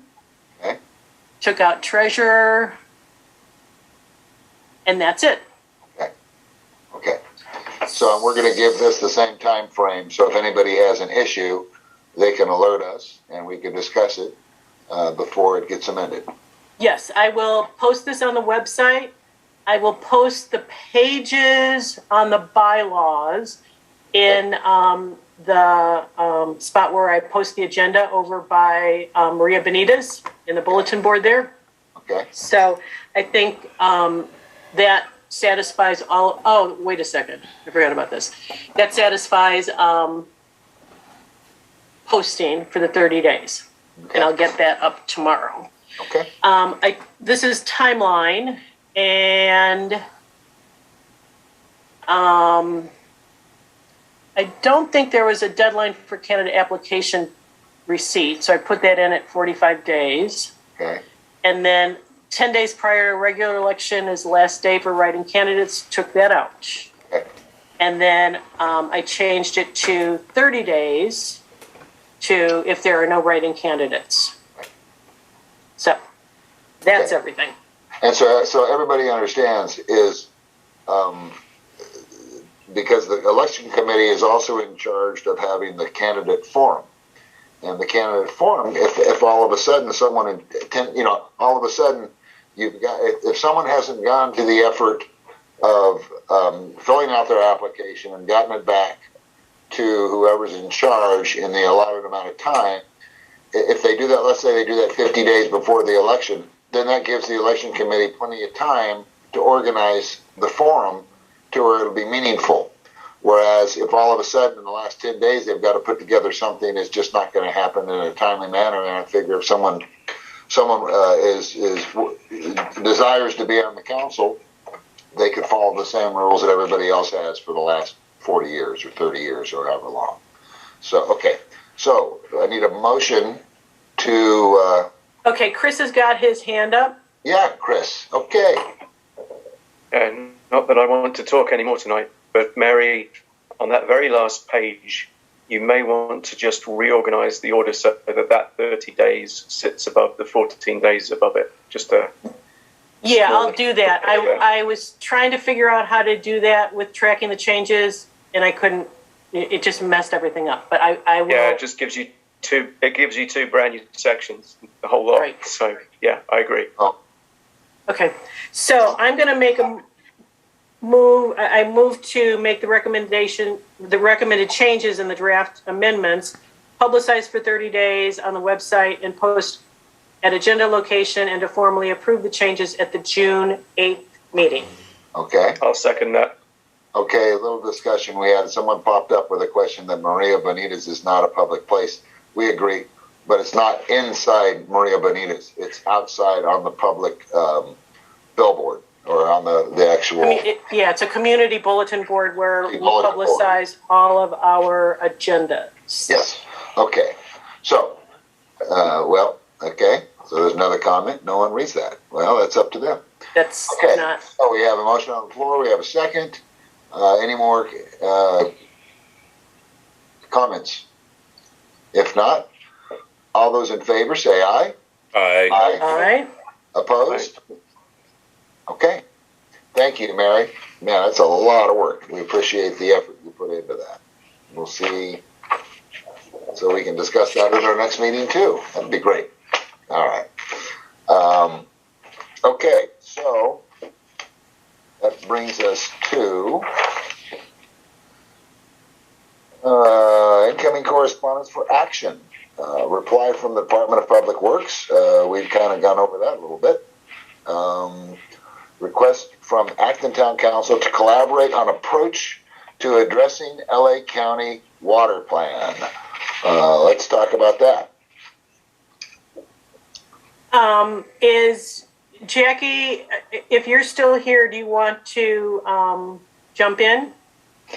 Sure, I'm here. Thank you very much. My name is Jacqueline Eyre. I'm speaking tonight on behalf of the Acton Town Council. A matter has come to our attention pertaining to the county water plan that's being developed now. The issue came up at the recent workshop that was for the county water plan that was hosted by the Santa Clara River Integrated Watershed Management, Regional Watershed Management directors. I'm sorry, there's a lot of acronyms. Irwin. And at any rate, I'm going to just sort of convey our concerns, and then I will sort of explain why we sent this letter. We discussed this issue at our last town council meeting, and we voted to reach out to Agua Dulce and perhaps other rural communities about the concerns that I'm about to talk to you about. So, according to the information that was obtained from the last Irwin meeting, the county water plan is being put together by what are called working groups. And these working groups are comprised of water agencies and water districts and water purveyors and municipal water agencies, basically government agencies. And they represent the interests of their customers within their water districts. And the draft strategies document or overarching strategies document was released by the county. The public comments have been solicited. The public comments are due on Friday, and we're working furiously on our comments. But if you read the strategies that are in the overarching strategies, they in a number of places they talk about and stress the need to expand water conveyance infrastructure and increase local water supplies to provide water to urban areas. It's very urban focused, and let me back up for a moment. In a number of these workshops, because there have been several workshops over the last 6 months, the Acton Town Council has participated in all of them, and at every single meeting we have asked the county to incorporate in the water plan some provisions that recognize that the transfer of water from one basin to another could cause substantial problems in the areas where the water is being extracted. And in particular, I pointed out that within Acton, we have an Acton basin, and most people in Acton are not in a water district, and the residents in those areas are on residential wells.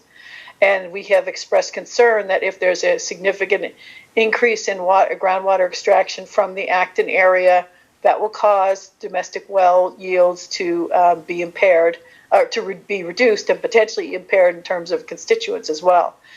and I had thought that message had gotten through clearly to the Irwin people and the county people preparing this plan. But when the strategies were released a month or so ago, it was noted that there was no regard shown for any of the concerns that I and other rural residents have represented to the county. And so I sort of stepped into it a little bit at the meeting, and I expressed great consternation that none of the comments that our community and others had presented on this issue were reflected anywhere in any of the strategies. And I asked who was on the working groups, who is representing the interests of rural residents who are not within water districts, and the answer came back that the only entities who are working on the county water plan and working in these working groups are actually water district and water agencies. So I was stunned to learn that there is no representation on this water plan development in the water plan development process for county residents who are not in a water district. And when I reiterated this fact, Mr. Giles Coons, who's with the LA County Flood Control District, he's a very nice and decent man, expressed great disappointment that our local water district hasn't reached out to the community. And I explained to him that our water district has spoken with us about what they're doing in our water district, but they don't represent more than half of the community of Acton. So so there is no voice. And when I mentioned that, it was a dead silence for a few seconds, because I don't think people quite realize that large areas of unincorporated LA County are not in a water district. And I pointed out to him also the large parts of Agua Dulce are not. And just because you're in AVEC does not mean that you're in a water district. AVEC is not participating actively in this water plan development process. And a number of residents are in a waterworks district and in AVEC, and they still don't have county water. They are on a well. So their interests still are not being represented, because the waterworks district it's very clear from these strategies, is only advocating on behalf of securing more water resources to serve their customers, not securing water resources in a manner that benefits all unincorporated county residents. So we're a little bit, we kind of feel like David and Goliath a little bit on this issue, because our message clearly is not getting through based on what the strategies indicated. So we thought maybe we could try to, not form an alliance, but form a collaboration with other rural communities who might be in a similar situation and might not even be aware of this going on. And so that's why we've reached out, and we don't have a plan or a strategy other than this is a problem and we need to deal with it. So we're looking for collaboration and also like ideas on how to address the problems that I've outlined. And if you've looked at the strategies, you'll know exactly what I'm talking about. All right, perfect. Yeah, I think definitely, our towns are so similar as far as, you obviously have county water, we do not. We have a couple local water companies that serve just a few select housing developments. And I think definitely as far as the concerns for people that are on strictly well water, they really don't have a voice. And it's something where if we can work together with Acton, I think it'd be beneficial for both of our communities. What does everybody else think?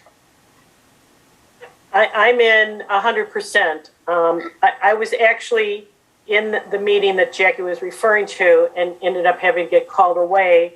So I missed the last part of it, which is when we discovered that there is no representation of anybody with private wells. Then I checked in with Jackie and she filled me in on that. And it boggles my mind, because I went to some of those planning meetings also and listen to what Jackie had indicated that they needed to check into, and it was ignored. There's nothing included in the strategy. So, Jackie, can we just sign on to the letter that you are putting together? How do you want to do this? Well, we didn't actually vote to write. We are writing comments on the strategies because those have to be in by the day after tomorrow. And if you would like to join us on that, that would be great. But we didn't. We haven't formally voted to write a letter or adopt any strategy on what to do about this lack of participation, because we wanted to collaborate with whoever wants to work with us on it on what the best approach is. Okay, so what your comments are on the strategies that need to be in by this week. Yes, you're submitting. My plan had the draft was supposed to have been done today, but it's not done, and so it might be done by noonish tomorrow.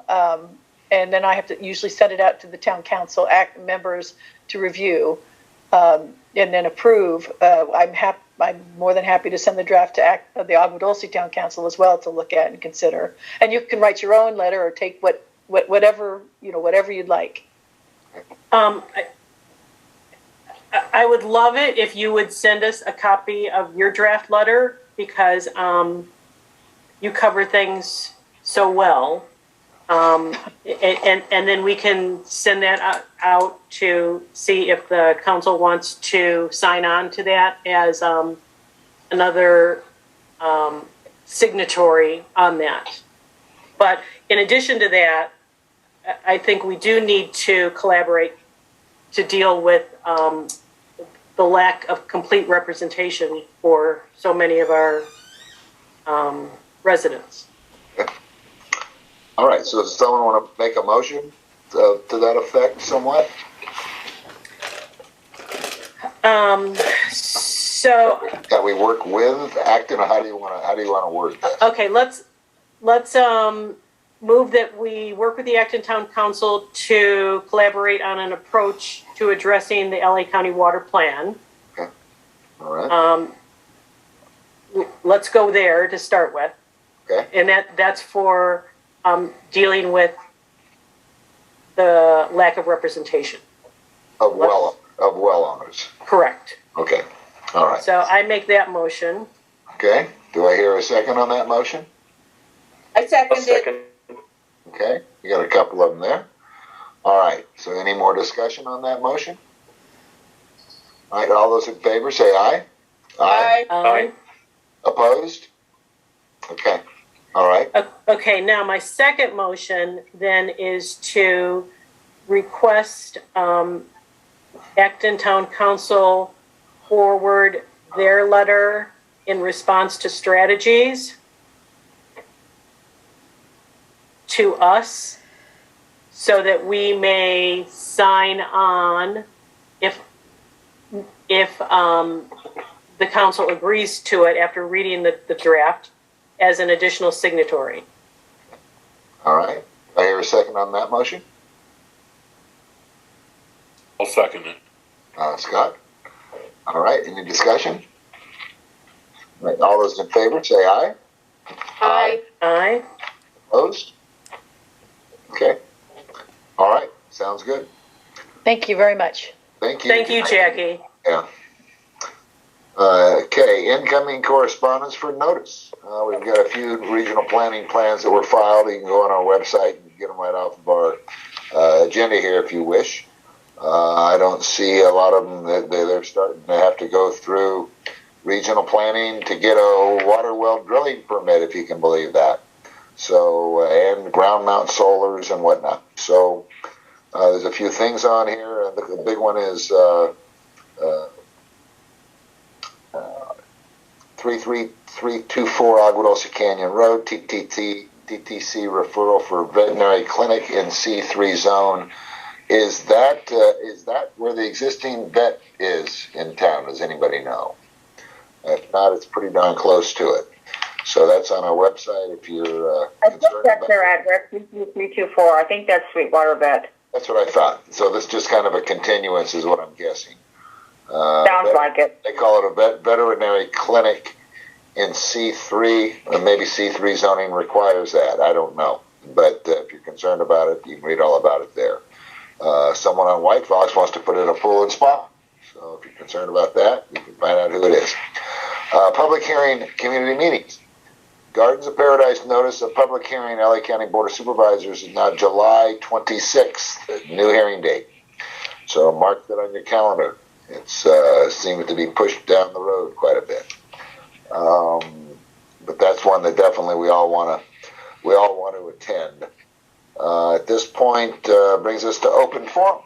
So at this time, if anybody has anything they wish to say for 3 minutes, we'll give them that 3 minutes. If there's nobody, we'll just use that 3 minutes to draw closer to the end.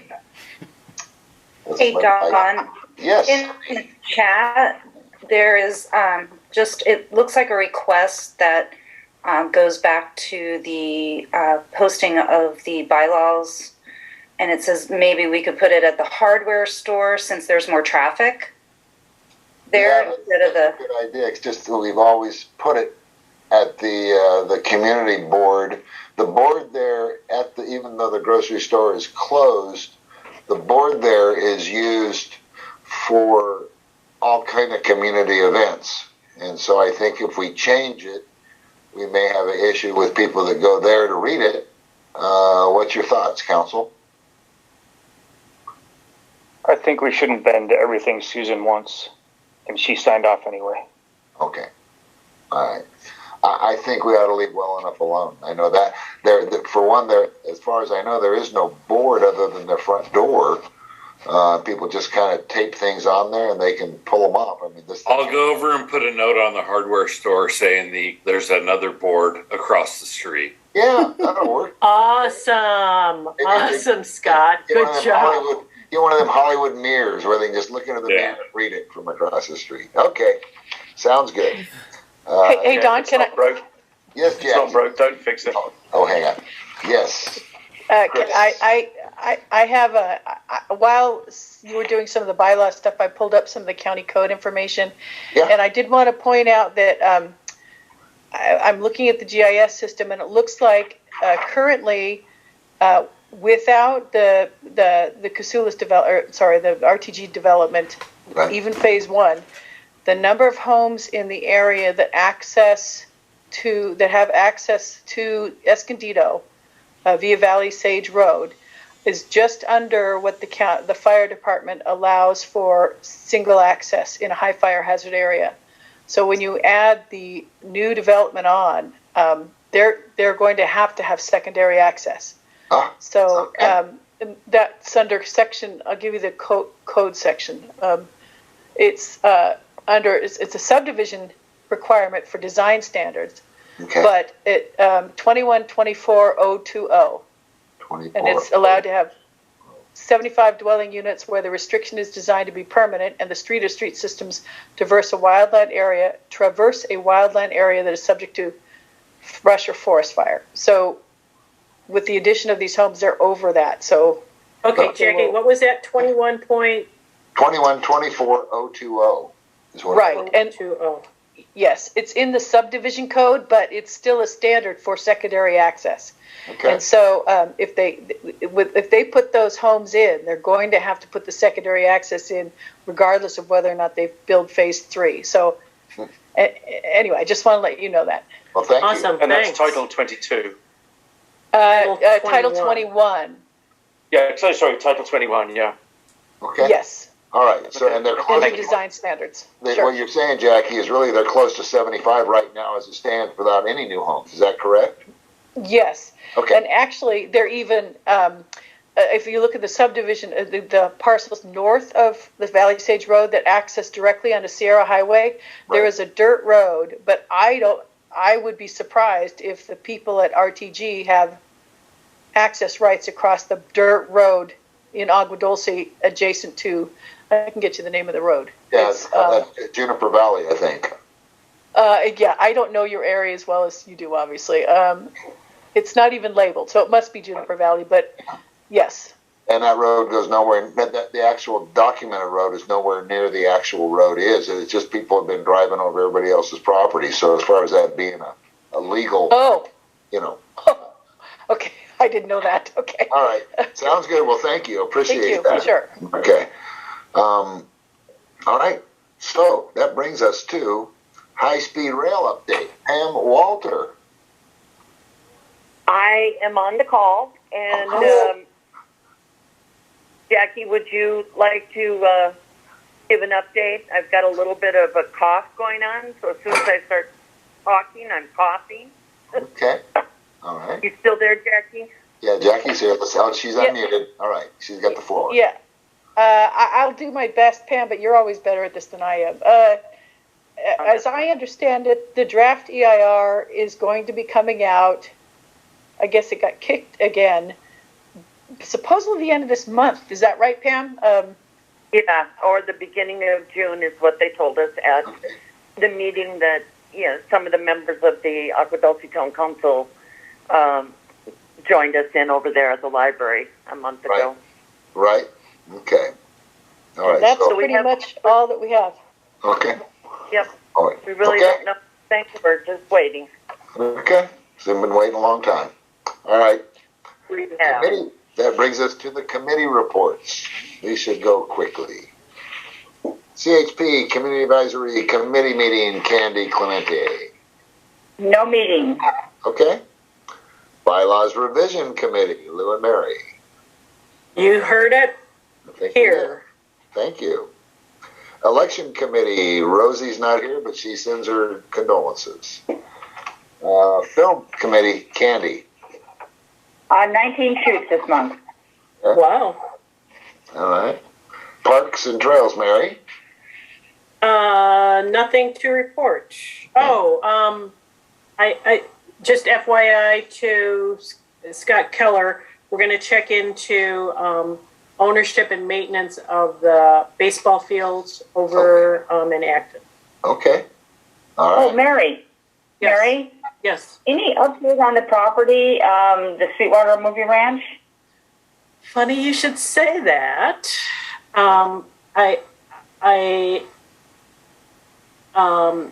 When Stephanie indicated that she wasn't going to be able to make the meeting tonight, she also wanted to verify that we were still interested in that because they are they're moving forward with it. And I said, yes, yes, yes.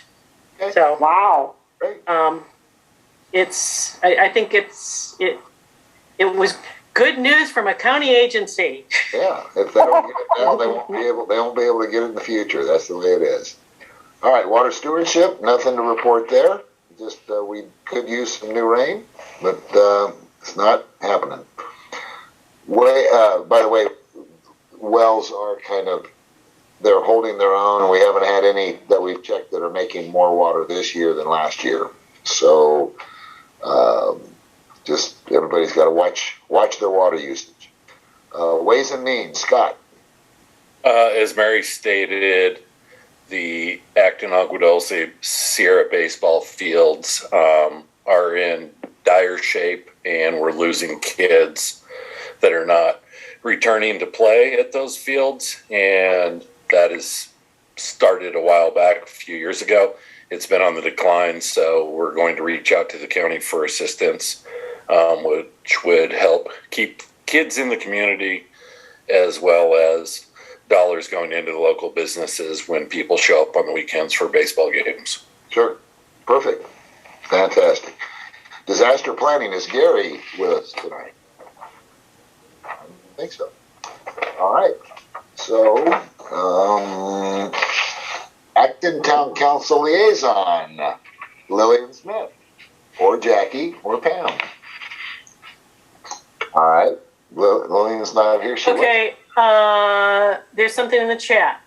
Acton Town Council is focusing on the county proposed water plan. Okay, we went over that. The county wants to take local water and be able to send it outside to local communities. County wants one large water system for all of all the county. The approved plan will be added to the county general plan. The council's writing a letter, raising a host of issues by the May 13th deadline. This is urgent. Jackie said it all. Okay, awesome. Announcements, household hazardous waste and e-waste collection is first and third Saturday of each month. Hey, you know what? I actually did that, and it's so easy. Really? Can you share it with us? It's a drive-through. I took a couple of batteries that I had. They come over, they ask you what you got, where it's at. I flipped the tailgate up. They took it. It's gone. I went through. If you've never used it, easy. So it wasn't a 3-hour wait to get through the line to get, it was probably a half-hour to 45-minute wait, but... All right, but it's done. So you cross it off the list. Perfect. Done. Association of Rural Town Council, May 25th, 6:30 p.m. meeting, LA County Fire Station 129, which is on 6th Street West. And that's the one registered with, to attend. Yeah, with the CERT people can go to that. Oh, I think Maria, that's what Maria's putting that on, isn't she? Whatever. Yeah, she's Santa Clarita. This is the Antelope Valley one. Okay, all right. But they're hosting a dinner, and they've invited town council members to go ahead of time if you'd like, but they need you to RSVP. Oh, cool. Okay. So just let Susan Zonter know. Okay. All right. Acton Community Center Veterans Memorial Dedication Ceremony, which will be held May 30th at 9:30 a.m. on Nichols Avenue in Acton. So that'll be a good one. And we need to RSVP for that or just show up? The council members, if you want to go, should RSVP. I think there'll probably be some special seating for us. Oh, okay. All right. Santa Clara River Watershed Area Steering Committee, June 2nd, supposedly, right? In other words, that isn't set in stone, but that's right. At this point, that's what it's going to be. Yeah. All right. And our next regular town council meeting is June 8th via Zoom. And any new business? Not that I know of. Future agenda items. I-5 North County enhancements. I believe the county wants to present at that meeting, if I'm not mistaken, our June 8th meeting. And Cali Lake RV conditional use permit renewal, which we haven't heard anything that I know of from them. So if there's nothing else to bring up, I would entertain a motion to adjourn this meeting. 9:57. Somebody said. Can I just say one thing? Yes. I put in the chat, I put Sweetwater's address, so you have the proper address if you wanted to check on that. Oh, perfect. Okay, great. Sounds good. That's all I have to say. That's good. Do we have a motion on the floor to adjourn? No, I'm going to filibuster for the next 2 minutes so we can get a full 10 o'clock. No. We don't. Wait, we don't get motion. We don't get paid after 10 o'clock. So I'll second that motion, Scott. All right. All those in favor say aye. Aye. Opposed? This meeting is adjourned. Thank you, everyone. Put your seats away. Great job, Chris. Yeah, Chris, you were Thank you. a rock star. Awesome job, Chris. He's a rock star. Yes, he is. He came along at the right time.